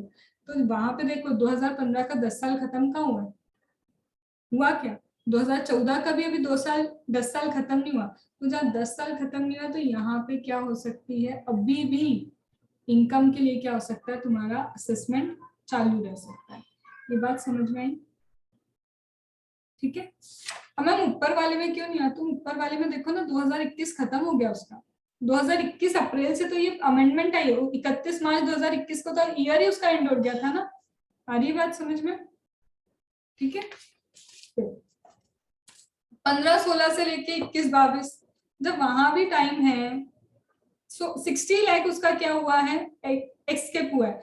जब वहां भी टाइम है 10 साल का, यहाँ भी टाइम है, तो दोनों के पास अभी टाइम चल रहा है ना, तो नए लॉ में भी तुम इशू कर सकते हो, कोई दिक्कत नहीं है। क्या ये बात समझ में आ गई? स्वाति आया? अपील एंड रिवीजन ना बहुत टफ है, इससे ज्यादा टफ तो अपील एंड रिवीजन है। अब देखो, चलो सपोज इन एग्जाम्पल 1 तुम्हारा 60 लाख की जगह 20 लाख होता, तो वो 6 साल थे, पिछले बार में 6 साल थे, और अभी तो क्या चल रहा है, अभी तो वैसे 3 साल और 10 साल।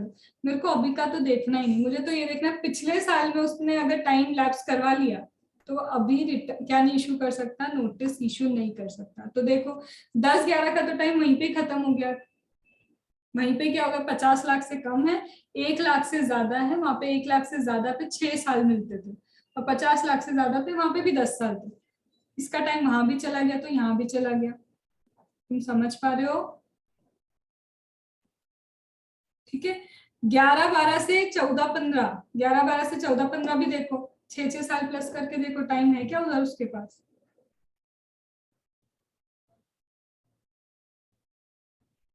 प्लस करो बेटो, 15 में 6 प्लस करते कितना आता है? 21। तो 31 मार्च 2021 खत्म हो गया, टाइम था उसके पास पहले था, 31 तक खत्म हो गए थे। 31 मार्च को खत्म हो गया। ये अमेंडमेंट 1 अप्रैल 2021 से आया, हाँ, तो नहीं है। 31 मार्च को ही खत्म हो गया, यहाँ भी कुछ नहीं हो सकता। फिर उसके बाद 15 16 से 17 18, वहां पे अगर 6 साल में भी टाइम है तो यहाँ पे भी इशू कर लेगा वो। लेकिन यहाँ पे ये देखो 3 साल के अंदर आ पा रहा है क्या? यहाँ कहीं उसका 3 साल वाला टाइम तो नहीं निकल गया? वो निकल गया। तो फिर यहाँ पे भी नोटिस इशू नहीं हो पाएगा। तो आर यू गेटिंग ऐसे? अब मुझे लगता नहीं है कि इस बार इतनी डिटेल में पूछेंगे, पूछेंगे तो एमसीक्यू जरूर पूछ सकते, पर वो ये नहीं पूछ सकते नोटिस इशू होगा या नहीं होगा। ये केस स्टडी में जरूर इनकॉर्पोरेट होगा, और पुराना ये लोग जज नहीं करते, ये लोग पुरानी चीजों को जजमेंट में नहीं लेते हैं। बस इतना याद रखना, पुराने में टाइम गया तो नए में भी टाइम गया, ठीक पर है? फिर पुराना टाइम पीरियड भी याद रखना पड़ेगा इसका। सिर्फ इतना याद रखो, 1 लाख के ऊपर है अगर पुरानी एस्केपमेंट, 1 लाख के ऊपर है तो 6 साल, और 50 लाख के ऊपर वहां पे भी है तो 10 साल वहां पे भी था। 1 लाख के ऊपर बट 50 लाख के नीचे 6 साल, और 50 लाख के ऊपर तुम्हारा क्या हो जाएगा, 10 साल वहां भी। और भी थे उसमें नॉन रेसिडेंट और इन सबको करने के इनफाइनाइट 16 साल, ऐसी बहुत सी चीजें थी। इतना डिटेल में अगर वो वहां का भी पूछना होगा तो फिर ये मर्जर नहीं होता, ठीक है? क्योंकि यहाँ इंफॉर्मेशन इनके पास ऑलरेडी होती है, ठीक है? डन। ओहो पसीने छूट गए मैम, क्या हो गया हमारे साथ तो आज, क्यों मेहताब? Yes ma'am. तो अभी वो एनर्जी भी है कि तुम्हें आपको पूरा डीटी रिवाइज करा दूं, पर तुम तो यहाँ से एनर्जी रखो, कितना अच्छा होगा। फिर रात को कितने सुकून से सोगे कि आज पूरा डीटी हमने रिवाइज किया है। बताओ, चलो आ जाओ, थर्ड फोर्थ पढ़ो जल्दी से। Provided that proviso discussed in point number 2 shall not apply in case of such requisition, as the time limit of old section 149 was not applicable for search. Search के लिए तो पहले भी ये टाइम लिमिट थी ही नहीं, तो यहाँ पे भी सर्च अगर होगा तो टाइम लिमिट थोड़ी ना एप्लीकेबल होगी।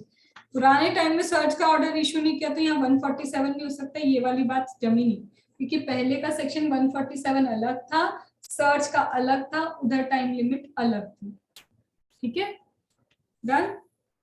फिर एज पर second proviso to 149(1), if search requisition made before 1/4/2001 then assessment shall be governed under 153.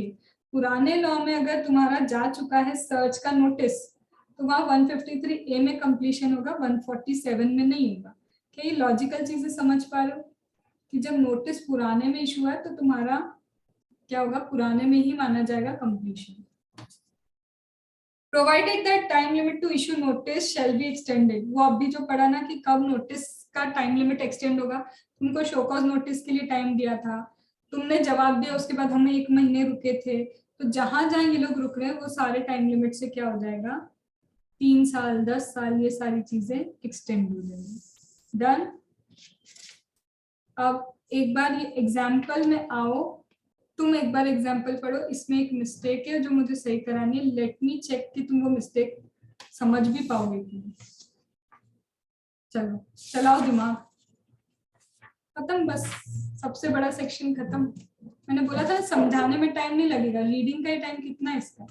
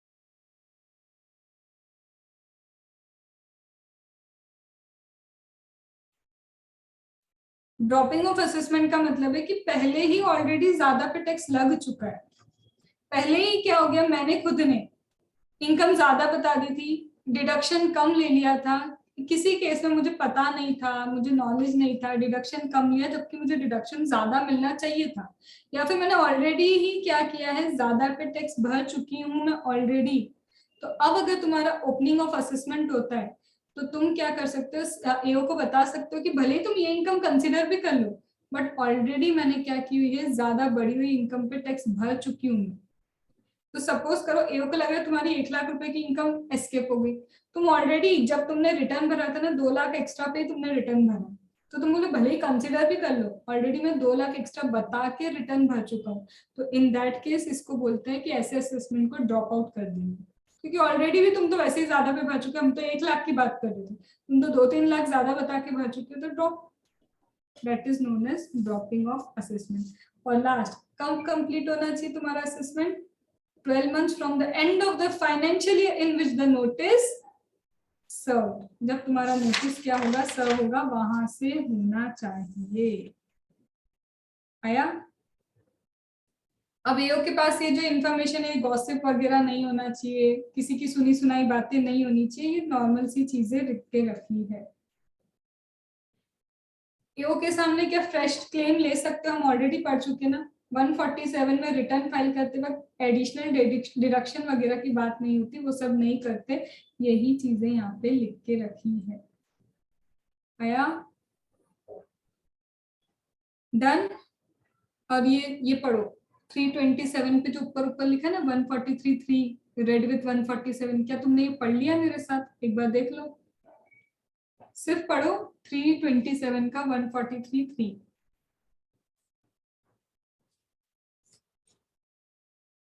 कहीं ये स्क्रूटनी नोटिस की बातें तो नहीं कर रहा है? तो बोले अब जयराम जी की 147 को फाइनली,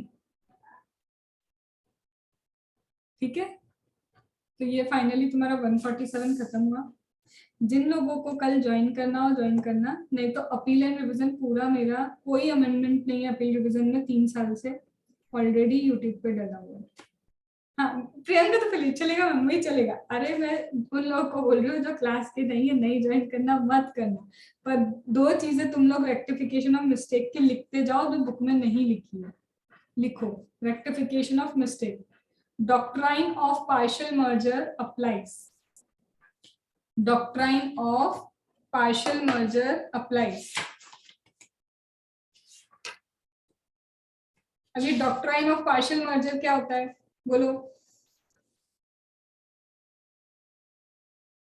एक होता है डॉक्ट्राइन ऑफ फुल मर्जर, एक होता है डॉक्ट्राइन ऑफ पार्शियल मर्जर। क्या होता है? जिसके आगे पार्शियल मर्जर, जिसके अगेंस्ट आगे अपील हो सकती है। 5 पॉइंट थे, चिपो के अगेंस्ट नहीं हो सकती। मेरा जो ऑर्डर पास हुआ ना उस ऑर्डर में 5 पॉइंट थे, अब क्या हुआ 2 पॉइंट्स के लिए मैं कहाँ चली गई, अपील में, तो जो जिस चीज के लिए तुम अपील में चले गए उसके अगेंस्ट रेक्टिफिकेशन नहीं होता।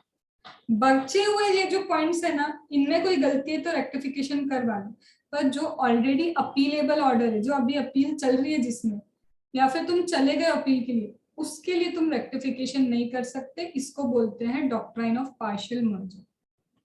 इसको क्या बोलते हैं? डॉक्ट्राइन ऑफ पार्शियल मर्जर, ठीक है।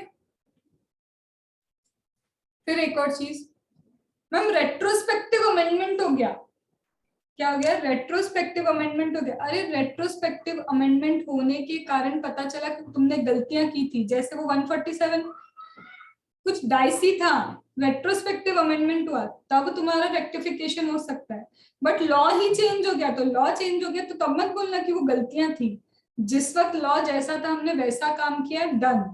पर लॉ चेंज हुआ, क्यों चेंज हुआ? कोई गलती नहीं थी, अब जैसे लॉ चेंज कर दिया 147 मर्ज कर दिया, तो ये कोई गलती थोड़ी ना है, पर शुरू से ही डाइसी था, इंटरप्रिटेशन ऑफ लॉ डाइसी थे, वहां कुछ फाइनल जजमेंट आया तो उसके कारण रेक्टिफिकेशन हो जाएगा, अगर 4 साल में एप्लीकेशन जाती है तो। 4 साल में अगर एप्लीकेशन जाएगी तब तुम्हारा फिर से इसमें भी क्या हो सकता है, रेक्टिफिकेशन, ठीक है। अब कितनी देर में मिलोगे अपील एंड रिवीजन के लिए कि नहीं? बोलो। मैम मिलेंगे। चाहो तो मुझे एक बार ग्रुप पे बता देना, चाहो तो कल मैम एक अगर बार आप दोपहर में आपको पढ़ाना हो तो ठीक है, मतलब या अभी शाम, नहीं, शाम को नहीं, मेरे को लॉ का भी मतलब है। जब भी आप, ओके जब भी आपको ठीक लेकिन लगे। तुम जैसा बोलो, अगर आधे एक घंटे के बैच के बाद ब्रेक के बाद फिर करना है तो आज मेरे पास टाइम है, क्योंकि आज सैटरडे है, तो मैं बोलो तो आज अपील एंड रिवीजन करा दूं। इच्छा हो, इच्छा शक्ति हो, यहाँ तक जा रहा हो तब बोलो। मैम आफ्टर 2 पॉसिबल है मैम? बहुत ज्यादा लंबा हो जाएगा ना ब्रेक, फिर वो क्या मेरे दूसरी चीजों के लिए बहुत अप डाउन हो जाएगा। तो जैसा तुम्हारी इच्छा हो बताओ, श्रद्धा भक्ति बताएं अपनी। मैम कितनी देर का है? 1 घंटे, एग्जैक्ट 1 घंटे। मैम ये भी तो 45 मिनट्स का था। तो शुरुआत में तो 20 मिनट में ही पढ़ा दिया, समझ तो तुमको 20 मिनट में ही आ गया था, और उसके बाद पढ़ना तो था ना, मैं ऐसे ही तुमको थोड़ा ना छोड़ दूं कि लो अब अपने ऊपर कर लो तुम। बोलो अब जल्दी। मैम अभी कंटिन्यू कर लीजिए फिर ब्रेक के लिए। जैसा बोलो और एक बार में बोलो, मैम कहाँ तक जाना चाहिए बात, बस इतना याद रखना है। मैं ऐसे आधे घंटे मैम कल बाती 1 विकेट डाउन। मैम मैम कल सुबह करा दीजिए ना मैम, 1 घंटा। सुबह नहीं,